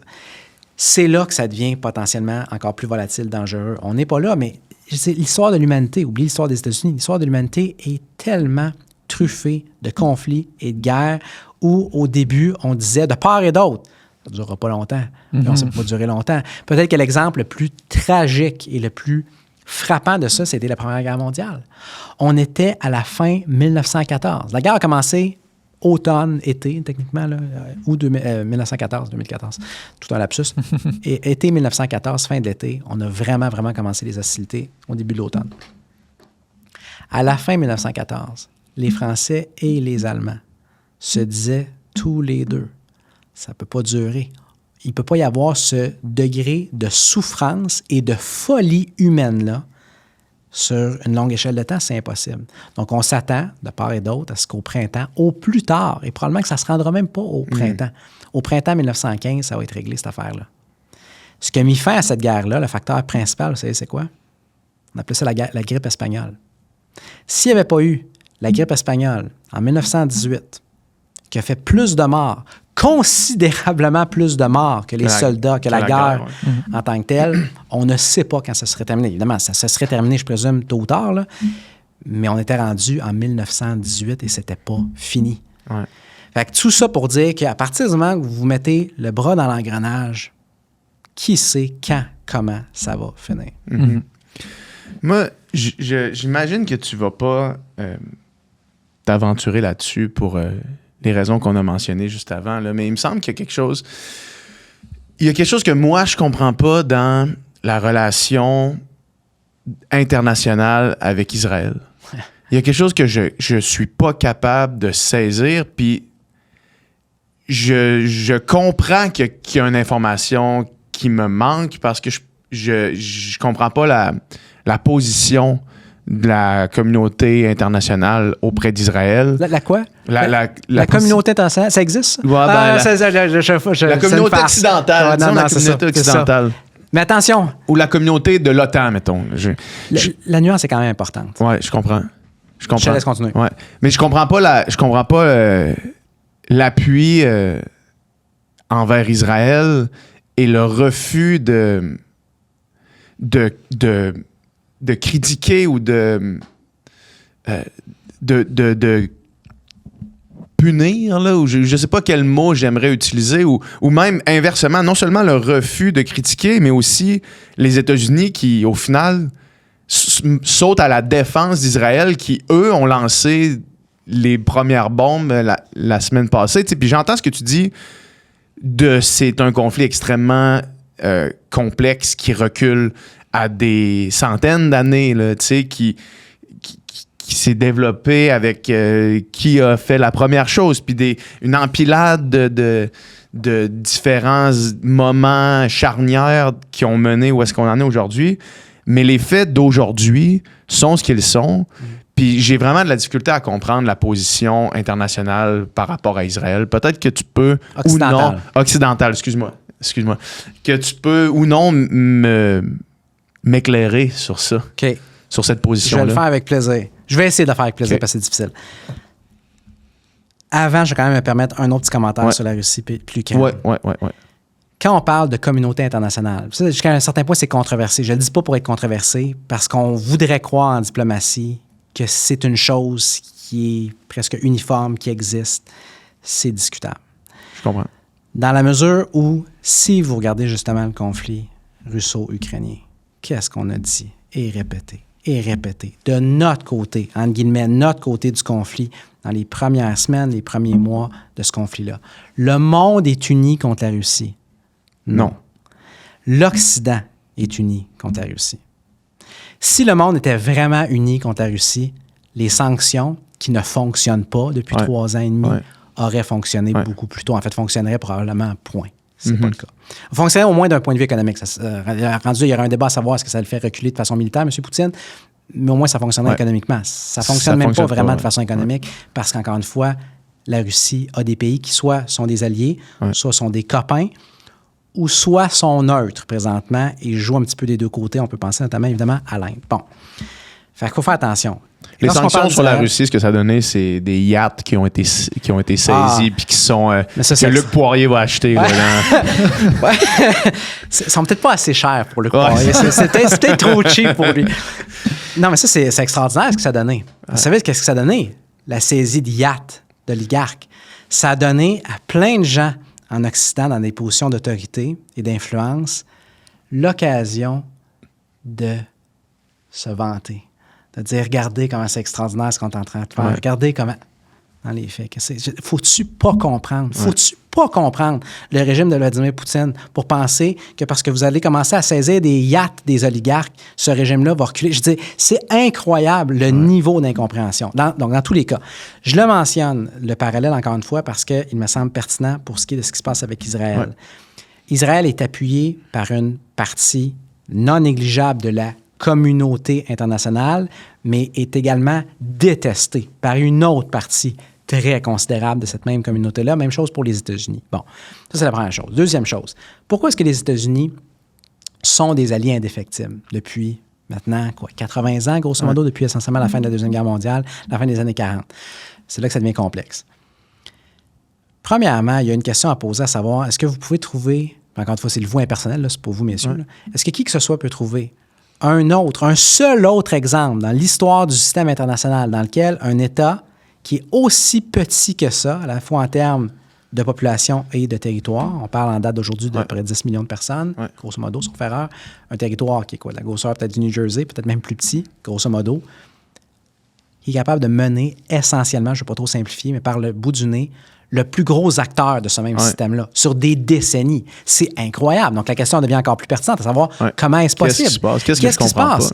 Surtout dans un contexte où, de façon froidement stratégique, purement rationnelle, il y a des sacrés bons arguments du côté américain pour dire ces appuis-là, cet appui-là indéfectible, ces appuis-là continus à Israël nous font plus de mal que de bien.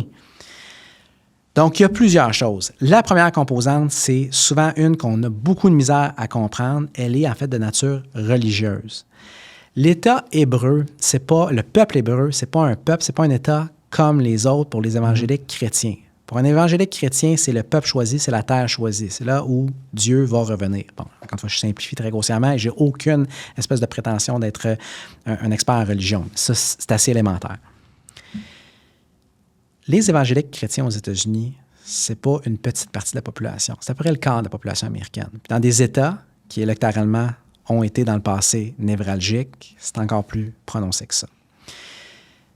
Donc, comme politicien, 25% du monde. 25%, quand vous avez besoin de 50 pour gagner, c'est une bonne partie. C'est une sacrée bonne partie. Puis c'est aussi une bonne partie à te mettre à dos. Exact. Surtout que c'est... Encore une fois, j'aurais pas répété, je simplifie, mais on a du temps, mais on n'en a pas tant que ça pour condenser des décennies d'histoire. Là.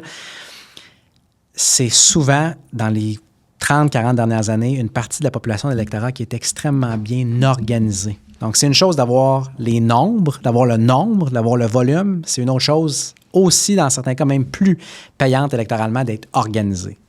Là, tu as les deux avec ce bloc qui est absolument crucial. Donc, crucial. Là. Donc, il y a ça. Il y a le fait que, dès la fin de la Deuxième Guerre mondiale, on s'est dit, à l'époque, c'était l'administration de M. Truman, on va avoir un allié dans la région. Et on va c'est plus que se lier. On va s'attacher. En fait, s'attacher, c'est lier. C'est se lier. J'essaie de trouver un mot encore plus intime que ça. Fusionner. Se fusionner. C'est presque ça. Fusionner est peut-être trop fort, mais l'a rendu dans un débat sémantique. Là, quelque part entre lier puis fusionner. Non, mais c'est vrai parce que c'est plus qu'une alliance. Ouais. Les États-Unis sont alliés avec le Canada, sont alliés avec la Grande-Bretagne, sont alliés avec l'Allemagne. Bon, ils n'ont pas le niveau de collaboration militaire au niveau des services de renseignement qu'ils ont depuis 80 ans avec Israël. Donc, l'idée, c'est de se dire dans une région extrêmement stratégique, c'est vrai que d'un point de vue, encore une fois, énergétique, on va toujours avoir des yeux, des mains, des pieds sur le terrain. Je ne dis pas que c'est un bon calcul, encore une fois, stratégiquement. Je vous dis que c'est celui qui est fait. Et il y a aussi un autre éléphant dans la pièce. Je sais que c'est controversé, encore une fois, je ne le dis pas pour faire dans la polémie. Polémie. Je ne veux pas être un polémiste, je veux pas faire dans la polémie. Les gens qui écoutent ça vont dire, le type a vraiment un problème de langage. Il n'est pas capable, rendu à l'âge qui est, 23 ans. Je dirais pas faire dans la polémique, par exemple. Exact, non, c'est ça, de différencier ces adjectifs de ces noms. OK, je ne vais pas faire donc dans la polémie, mais la simple réalité, c'est qu'on parlait de blocs électoraux bien organisés. Les Israéliens, les pro-israéliens, les sionistes, les Juifs, et ce ne sont pas des synonymes que je viens d'utiliser, là, mais disons que ce sont des bases qui sont très communicants, on s'entend, sont extraordinairement bien mobilisés et organisés autour des cercles de pouvoir aux États-Unis, là aussi, depuis des générations. Ah, ben là, c'est là que ça devient controversé, mais je ne vais pas dire que tu as tort. Parce qu'on se fait... Et ça, c'est en passant... Il y a quelque chose dans le débat présentement qui est hyper toxique. Je me permets le petit commentaire, là, de toujours vouloir réduire ça, ou trop souvent réduire ça à, encore une fois, blanc ou noir. Fait que t'émets un propos critique face à Israël, t'es antisémite. T'émets un propos qui essaie de voir la perspective de Vladimir Poutine, t'es un apologiste du Kremlin. Non. Le monde n'est pas noir et blanc. De un, essayer de comprendre l'autre, essayer des fois d'être critique de part et d'autre, ça ne veut pas dire que tu es vendu d'un côté ou de l'autre. C'est incroyable. Des gens qui, depuis les dernières semaines, avec ce débat-là au niveau du Moyen-Orient, se font accuser d'être des agents du Qatar, d'être payés par le Qatar. Je comprends qu'il y a eu l'épisode de l'avion, là, mais c'est absurde. OK? Donc, en ce qui me concerne, j'en suis pas un. Tu fais juste mettre la parenthèse. Je comprends qu'il y a eu l'épisode de l'avion. Oui, mais de l'avion, c'est important pour le président des États-Unis. C'est pas rien, OK? C'est loin d'être rien. Massif. Mais pour moi, c'est massif. Pour moi, c'est rien. Je vous confirme, j'ai pas un avion du Qatar qui m'attend à la maison. J'aimerais ça. C'est pas une invitation, ça, de 100% un pot de vin que je suis en train de faire. C'est juste vous dire que on peut être analyste, avoir des propos critiques à l'endroit d'Israël sans être antisémite. Et la raison pour laquelle je mentionne ça, c'est que très souvent, lorsqu'on parle du fait que ce lobby-là est bien financé, on se fait dire, bien ça, c'est une ligne classique antisémite de dire que les Juifs ont de l'argent. Fait que ça se veut pas antisémite. Je veux simplement dire, objectivement, ils sont bien financés, organisés et mobilisés. J'entendais Bernie Sanders dire exactement ça, qui disait pourquoi il y a autant peu de démocrates qui critiquent Israël. Pour l'instant. Ça, c'est en train de changer. Pour l'instant, possiblement, mais il disait que c'est une question de financement. C'est une question de... Je veux dire, peut-être. C'est Bernie. Non, c'est Bernie Sanders aussi. Et ça, c'est en passant. Qui est juif, d'ailleurs. Effectivement. Ça, c'est intéressant de voir aux États-Unis comment c'est en train de changer le Parti démocrate. Parce que... Je voulais qu'on en parle, d'ailleurs. C'est une bonne affaire. Est-ce qu'on le fasse maintenant? Ben, on y va tranquillement. Là, on continue. On va voir où ça nous amène. Ben, tranquillement, on est dedans. Recule-moi maintenant, c'est bon qu'on y aille. C'est beau, allons-y, Jusqu'à relativement récemment, il n'y avait pas vraiment de débat important aux États-Unis sur la question israélo-palestinienne. Il y avait des débats sur le rôle des États-Unis au Moyen-Orient, bon. Mais un débat à savoir, est-ce que les Israéliens devraient être davantage nos alliés ou non? Est-ce que les États-Unis devraient se ranger davantage dans un camp que l'autre? Il y avait très, très peu de débats, tout au moins au niveau des cercles du pouvoir. Démocrates, républicains, c'était une sorte d'entente tacite sur des générations. Depuis, puis on ne peut pas établir une date de cassure près, mais je vous dirais à peu près les 10 dernières années. Il y a eu un mouvement de plus en plus important au sein du Parti démocrate. Là, ce qui est intéressant, c'est qu'on le voit un petit peu d'une autre façon du côté républicain avec des gens qui sont anti-intervention militaire, qui disent on doit se décoller d'Israël, mais ça reste quand même très, très minoritaire au sein du Parti républicain. Au sein du Parti démocrate, c'est en train de devenir, on verra là, sur le plus long terme, mais potentiellement majoritaire. La position qui est de dire, pas nécessairement on va être farouchement pro-palestinien, mais on va se décoller un peu d'Israël. Et là, ça donne des dynamiques comme celle qu'on a eue, qui est absolument fascinante, à New York, où on a une élection pour la mairie et on a un musulman d'une 30aine d'années, donc extrêmement âgé pour vous, mais peu d'un point de vue électoral, 33 ans sauf erreur, chiite, soit ça passant, la branche de l'islam principale en Iran, qui fait une campagne. C'est vrai, pas juste sur la dynamique israélo-palestinienne, israélo-arabe, on a parlé du coût de la vie, tout ça, bon, c'est vrai, mais en même temps, c'était un enjeu qui était aussi central. Ouais. Et il a pris une position qui, lui, était farouchement pro-palestinienne. Et ce type-là est peut-être, on est au mois de juin, juillet, il faut faire attention, là, mais il vient quand même d'émerger victorieux d'une primaire démocrate dans une ville qui, depuis des générations, a une population juive qui est très importante. Mais une ville qui est extrêmement démocrate. C'est difficile de penser que ce gars-là ne deviendra pas maire de New York. Ça va prendre quelque chose d'important de l'autre côté comme effort pour se coaliser contre lui, parce qu'il est extrêmement controversé. Donc oui, il a l'avantage qui est très considérable d'être un démocrate, d'être maintenant le candidat de facto, le candidat officiel du Parti démocrate pour une élection générale dans laquelle, c'est plus de 70% de l'électorat est démocrate, vote démocrate, donc c'est sûr que c'est un avantage extraordinaire. La question, c'est de savoir, est-il controversé au point où il y a tellement de gens, et dans certains cas, et je vais être clair, c'est pas juste d'intérêt pro-israélien, mais ça en fait partie, sont prêts à mettre tellement d'argent, tellement d'efforts pour l'arrêter qu'on se coalise derrière une alternative, que ce soit M. Cuomo qui a perdu la primaire, qui pourrait revenir dans l'élection générale, M. Adams, de maire sortant, peu importe. Quand ça devient un débat peut-être plus granulaire là, pour les gens qui nous écoutent. Le point, c'est simplement de mentionner qu'on a dans la plus importante ville du pays un schisme spectaculaire qui est en train d'éclater au grand jour au sein du Parti démocrate, à savoir sur la question israélo-palestinienne, comment on se positionne. Puis tu sais, c'est une chose d'étouffer ce débat-là, tant aussi longtemps que tu n'as pas un candidat qui remporte l'investiture de ton parti pour une élection majeure. Là, ça s'étouffe comme pu. Fait que la suite des choses, là aussi, est extrêmement imprévisible. Mais ça montre aux États-Unis, où, en fait, que ce type de gauche-là, à la Bernie Sanders, à la AOC, commence à prendre un petit peu plus, à prendre du galon. Puis, justement, possiblement en réponse au style de Donald Trump qui est plus extrême, là, si je peux me permettre le mot, ben on a cette réponse-là de la gauche aussi. Chaque action a une réaction. Vous avez fait votre cours de chimie? C'est essentiel. Chimie et physique, mais en physique, à un certain point, tu as ça aussi comme dynamique. Est-ce que c'est de dire que tout ça, c'est en réaction à Trump? Non, dans la mesure où on avait déjà un mouvement populiste de gauche des années avant que Trump lance sa première campagne. Je ne sais pas si vous vous rappelez d'avoir entendu parler de Occupy Wall Street. Occupons Wall Street, bon, ça avait fait plein de petits. Là. Il y avait eu Occupons Montréal avec des tentes au centre-ville dans le Vieux-Montréal. Ça n'a pas duré si longtemps que ça, mais ça avait été un mouvement relativement important qui n'avait pas changé grand-chose électoralement aux États-Unis, mais c'était quand même un signe comme quoi il y avait de la grogne populaire et populiste à gauche, en guillemets, de l'échiquier politique américain. On avance 4, 5, 6 ans plus tard, on a la première campagne présidentielle de Bernie Sanders. Je pense qu'il faut appeler un chat là aussi là-dessus. C'est pas une théorie du complot, c'est un fait en ce qui me concerne de réaliser que si l'establishment du Parti démocrate n'avait pas, sans dire piper les dés, n'avait pas tout fait pour bloquer la voie à Bernie Sanders, il aurait eu, évidemment, on ne peut pas réinventer l'histoire et être certain qu'il aurait gagné l'investiture. On peut être certain qu'il aurait eu de très bonnes chances de gagner l'investiture présidentielle du Parti démocrate à la fois en 16 et en 20.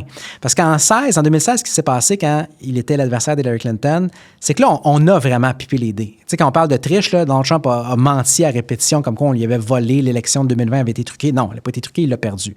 De façon serrée au collège électoral, mais il l'a perdu.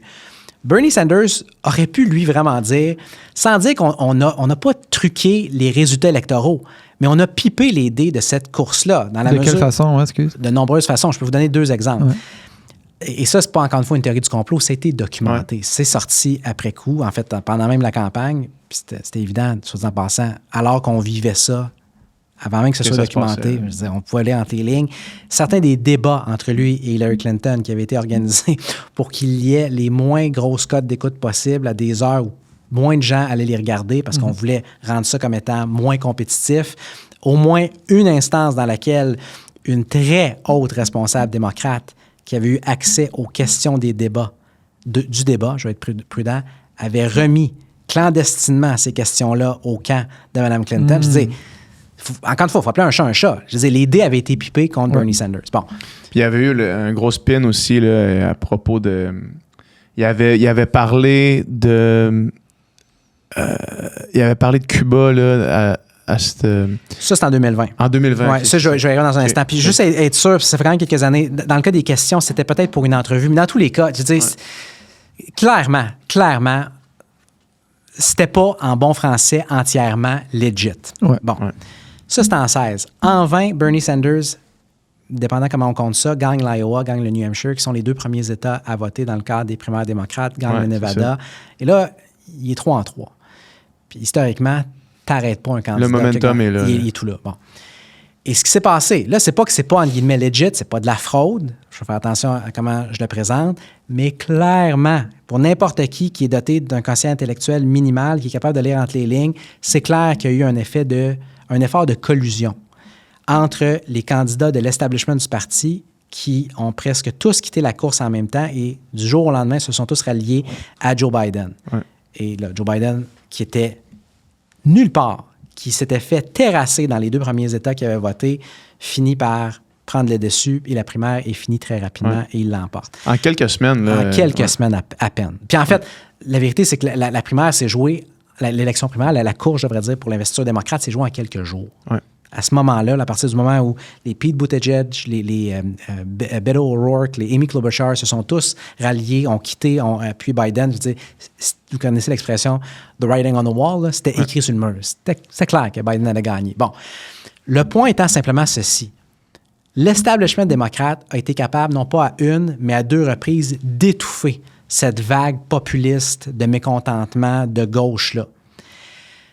Et a été en fait encore plus capable de ça sur le plus long terme, de l'étouffer en se l'amadouant pendant la présidence Biden, en donnant un accès important à cette branche-là du Parti démocrate à la Maison-Blanche de M. Biden, en lui faisant des concessions importantes au niveau des politiques publiques, etc. Je ne suis pas en train de vous dire que Biden a gouverné comme Bernie Sanders aurait gouverné s'il avait été élu. Je suis simplement en train de vous dire qu'on a fait des concessions pour garder le couvercle sur la marmite.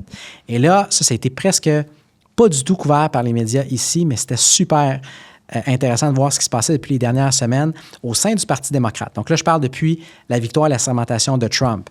Il y avait un type qui s'appelle David Hogg, qui est un jeune dans la vingtaine, très militant, très à gauche, de la faction Bernie Sanders, qui avait réussi à gagner le poste de numéro 2 du Parti démocrate. C'est pas un élu, là, populaire, mais c'est un élu au sein du parti. Vous comprenez ce que je veux dire au niveau de la structure du Parti démocrate? C'est essentiellement l'équivalent du vice-président du Parti démocrate. Et il avait déjà télégraphié sa volonté. Le numéro 1 à ce moment-là, c'est qui? Un type qui s'appelle Ken Martin. Maintenant, si vous dites qui est Ken Martin, bienvenue dans le club dans lequel 99,9% de la population américaine est. Personne ne sait c'est qui, mais c'est lui le président du Parti démocrate présentement. Donc, ce type-là, David Hogg, le numéro 2, commençait à dire de façon très claire, on va lancer des candidatures de gens comme nous, lisant en parenthèse Bernie Sanders, Alexandria Ocasio-Cortez, etc., dans des primaires démocrates en 2025, en 2026, pour sortir les gens qu'on trouve comme étant trop modérés, trop sympathiques à la cause de Trump, etc. Pas assez de notre sauce. Et ce type-là s'est fait éjecter par les hautes instances du parti qui ont dit faut tuer ça dans l'œuf. On ne peut pas avoir un mouvement d'insurrection, entre guillemets, électorale au sein de notre propre parti qui est mené de l'interne. Donc, on l'a débarqué. On a trouvé une espèce de raison, honnêtement, bidon pour le débarquer. On l'a débarqué. Et là, on arrive quelques jours, quelques semaines plus tard, et on a cette course-là à la mairie de New York. L'illustration étant simplement qu'on ne peut pas étouffer cette colère-là éternellement. Les républicains n'ont pas été capables de l'étouffer avec Trump. Les démocrates ont été capables de l'étouffer pendant beaucoup plus longtemps que ça. La question, c'est de savoir à quel point cette situation-là à New York fait des petits dans le reste du pays. On ne le sait pas pour l'instant, mais la question, on se pose.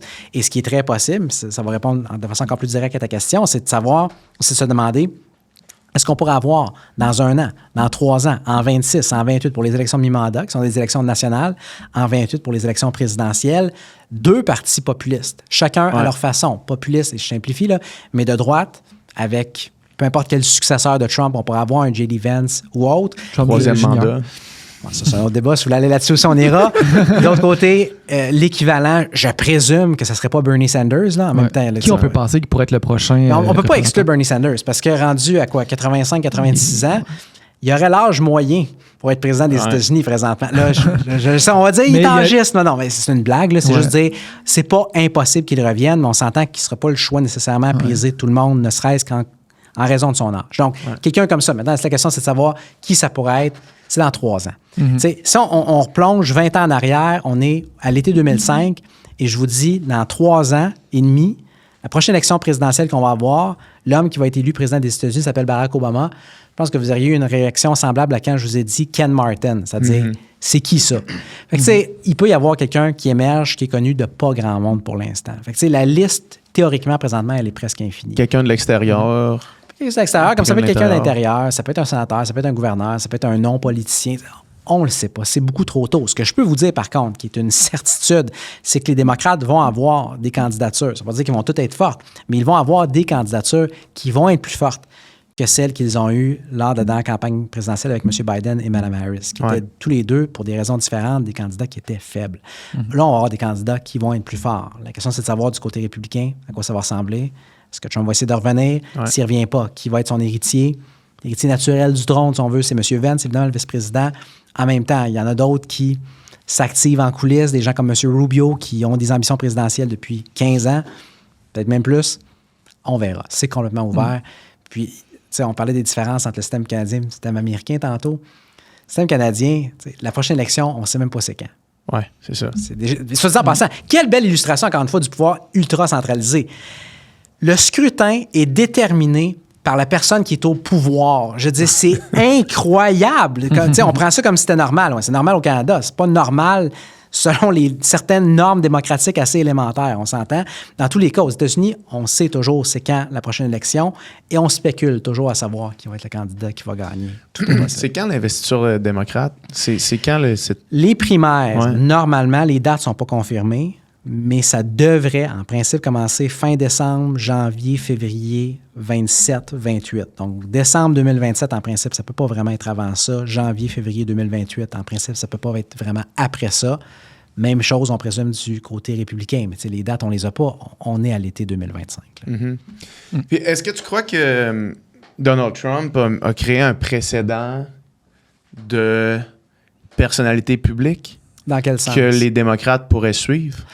OK, tu veux dire quelqu'un qui n'était pas un politicien, non seulement qui n'était pas un politicien, mais qui était une personnalité publique, une célébrité. Oui, tu sais, j'entends parler de l'ancien propriétaire des Mavericks de Dallas. Là, Mark Cuban. Mark Cuban, tu sais, j'entends parler de lui comme disant que là, il a vendu ses parts des Mavericks dans un move que personne ne comprenait vraiment pour se libérer du temps, puis un autre milliardaire, un autre homme d'affaires qui arriverait, qui a des idées beaucoup plus, très de gauche, là, tu sais. Ça se peut-tu, ça, que Donald Trump ait ouvert cette boîte de Pandore-là, que là, maintenant, c'est un peu une course à la personnalité, puis... Mais c'est pas un nouveau phénomène, dans le sens que Ronald Reagan était un acteur, Vladimir Zelensky aussi. Je veux dire, c'est quand même un phénomène qu'on a déjà observé. Il y a des précédents. En même temps, est-ce qu'il y avait vraiment un précédent pour Trump? Non, dans la mesure où Reagan avait quand même été élu 2 fois gouverneur de la Californie.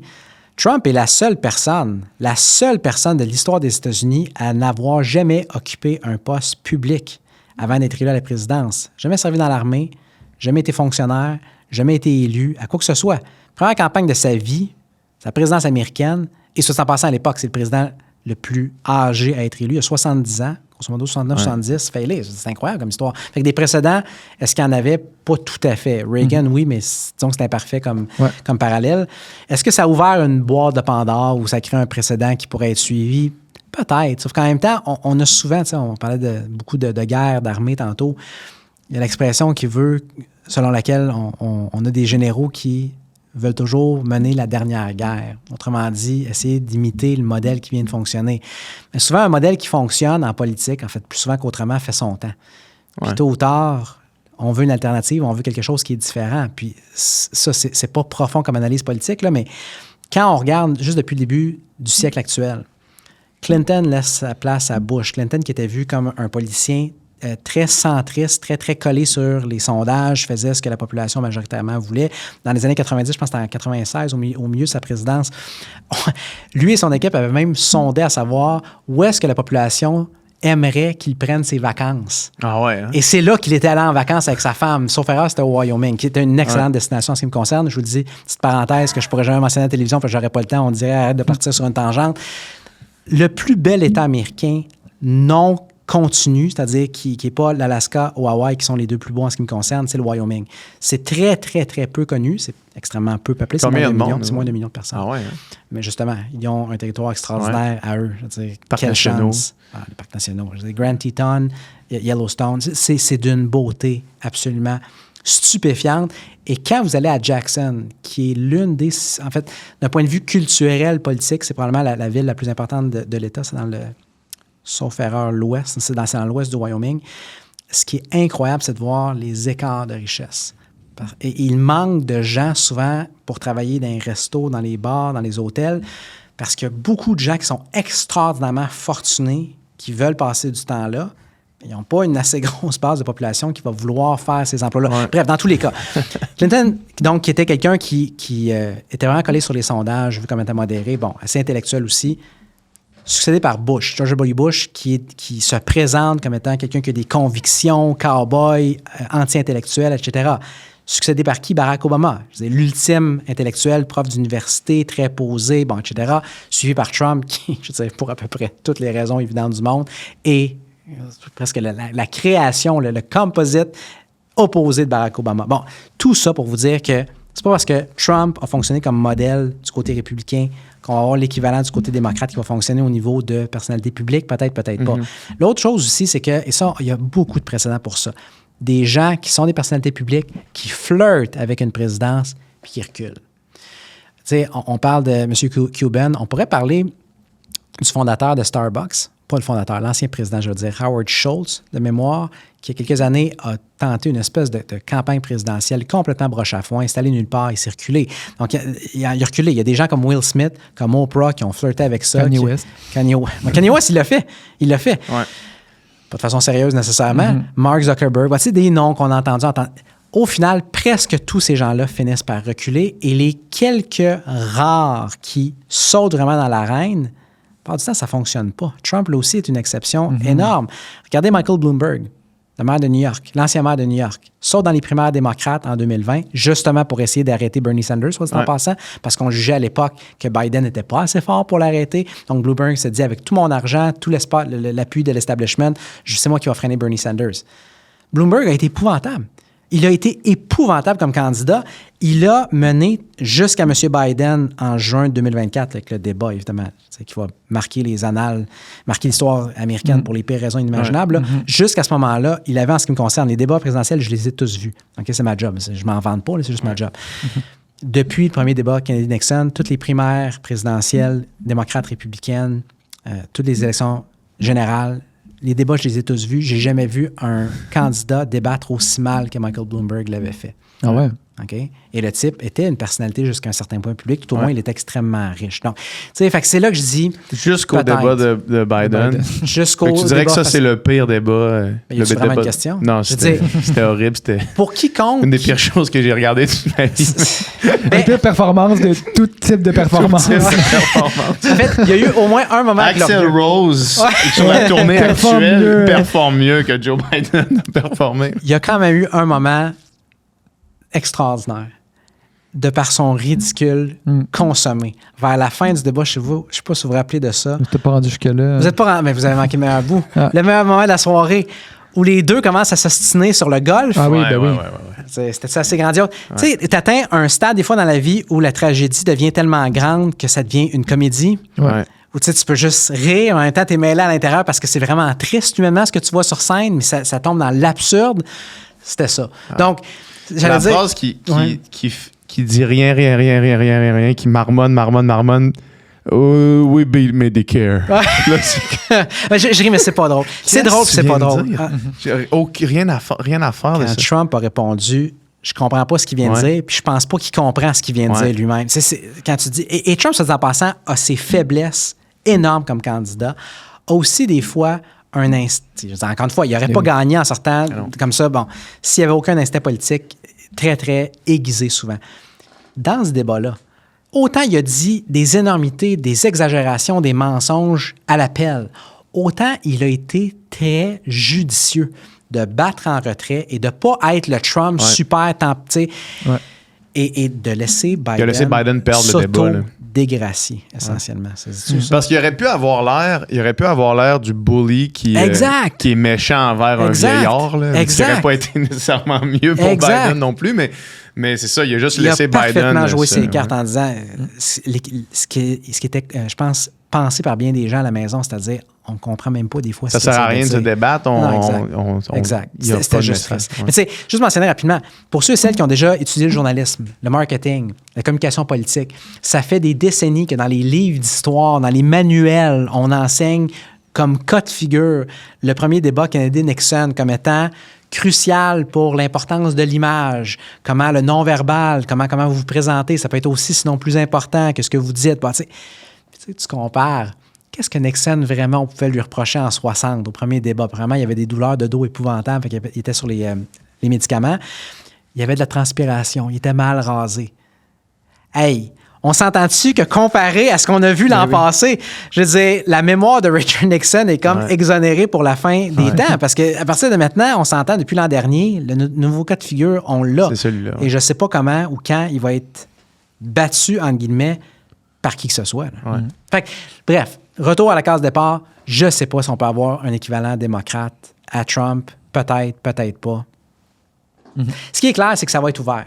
La course va être ouverte. Autrement dit, on ne sait pas à quoi va ressembler ça va être super intéressant. Puis est-ce que selon toi, justement, la situation au Proche-Moyen-Orient, on n'a pas parlé beaucoup du conflit israélo-palestinien, mais est-ce que dans l'opinion publique, dans les médias, dans les élites, entre guillemets, on en parle peu, puis on prend peu position, mais dans l'opinion publique, en tout cas, du moins de ma perception, les gens sont très pro-palestiniens, ou du moins anti-personnes innocentes qui meurent. Là, Est-ce que ça, dans l'opinion publique, tu penses que ça peut jouer contre les républicains? Puis, Attends, je ne veux pas être indiscret, mais quand tu parles des gens autour de toi, il y en a combien dans ces gens-là qui ont le droit de vote aux États-Unis? Non, aucun.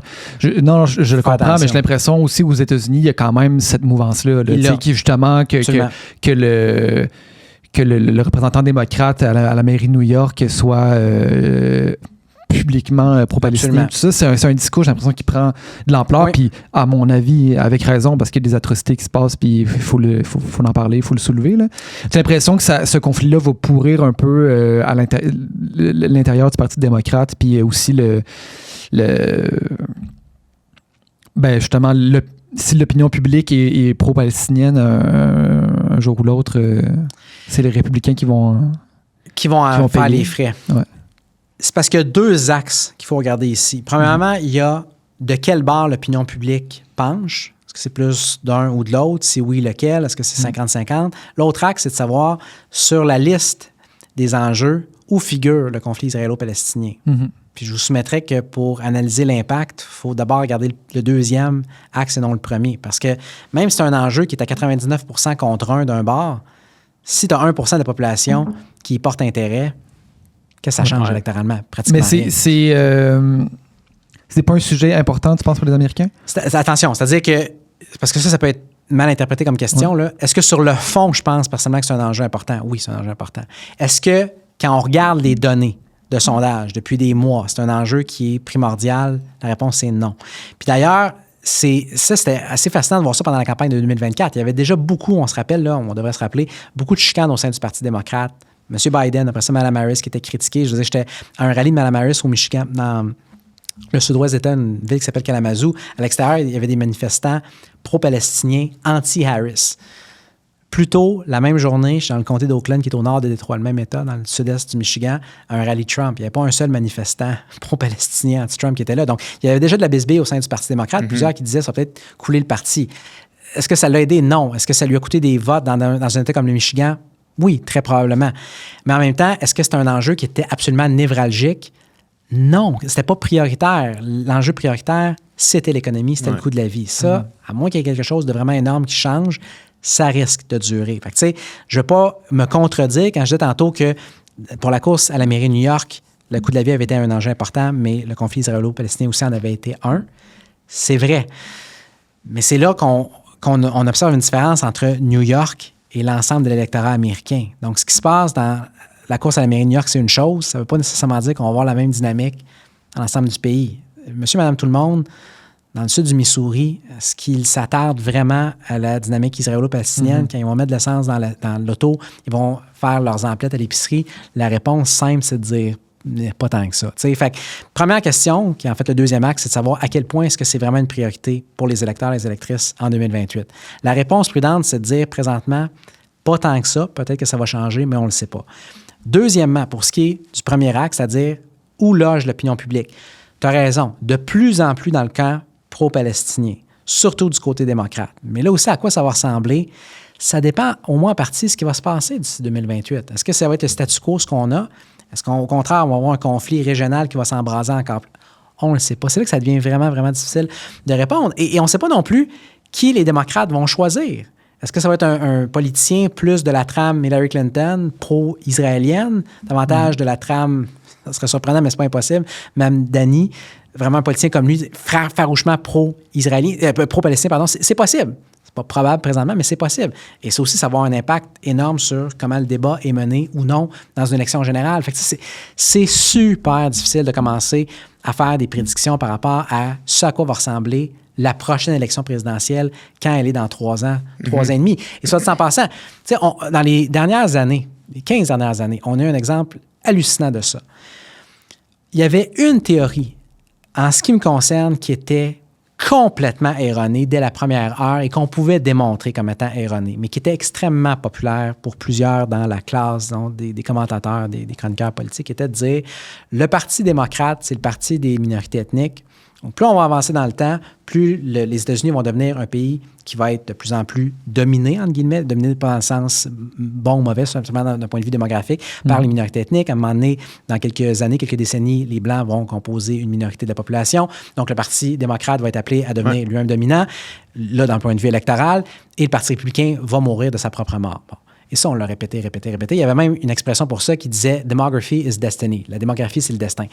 En ce qui me concerne, c'était pas juste erroné, c'était ridicule quand on s'attardait moindrement à une analyse rigoureuse. Mais dans tous les cas, ce qu'on a vu, c'est qu'on essayait de prédire sur la base d'une tendance qu'on voyait sur quelques années derrière nous, ce qu'elle allait se produire dans 20 ans. Puis regardez ce qui s'est passé. Non seulement le Parti républicain est maintenant majoritaire au Sénat, à la Chambre des représentants, à la Maison-Blanche, a nommé une majorité de juges à la Cour suprême, a une majorité des postes de gouverneurs, une majorité des assemblées législatives des 50 États américains, mais leur leader, qui a eu des propos ouvertement, objectivement racistes, a obtenu, à répétition, certains des meilleurs scores auprès des minorités ethniques pour un républicain depuis au moins le début du siècle actuel. La morale étant simplement, attention avec les prédictions, les projections électorales à long terme basées sur ce qu'on voit ou ce qu'on vient de voir. Peut-être que ça va continuer, mais c'est pas toujours une droite continue. C'était mal dit, mais vous comprenez ce que je veux dire. Je comprends. Une droite continue. Ouais. Une droite. Merci beaucoup. Faut faire attention comment on lève le bras maintenant. Là. C'est ça, c'est mon cœur. Va à tous vous. Et voilà. Ouais.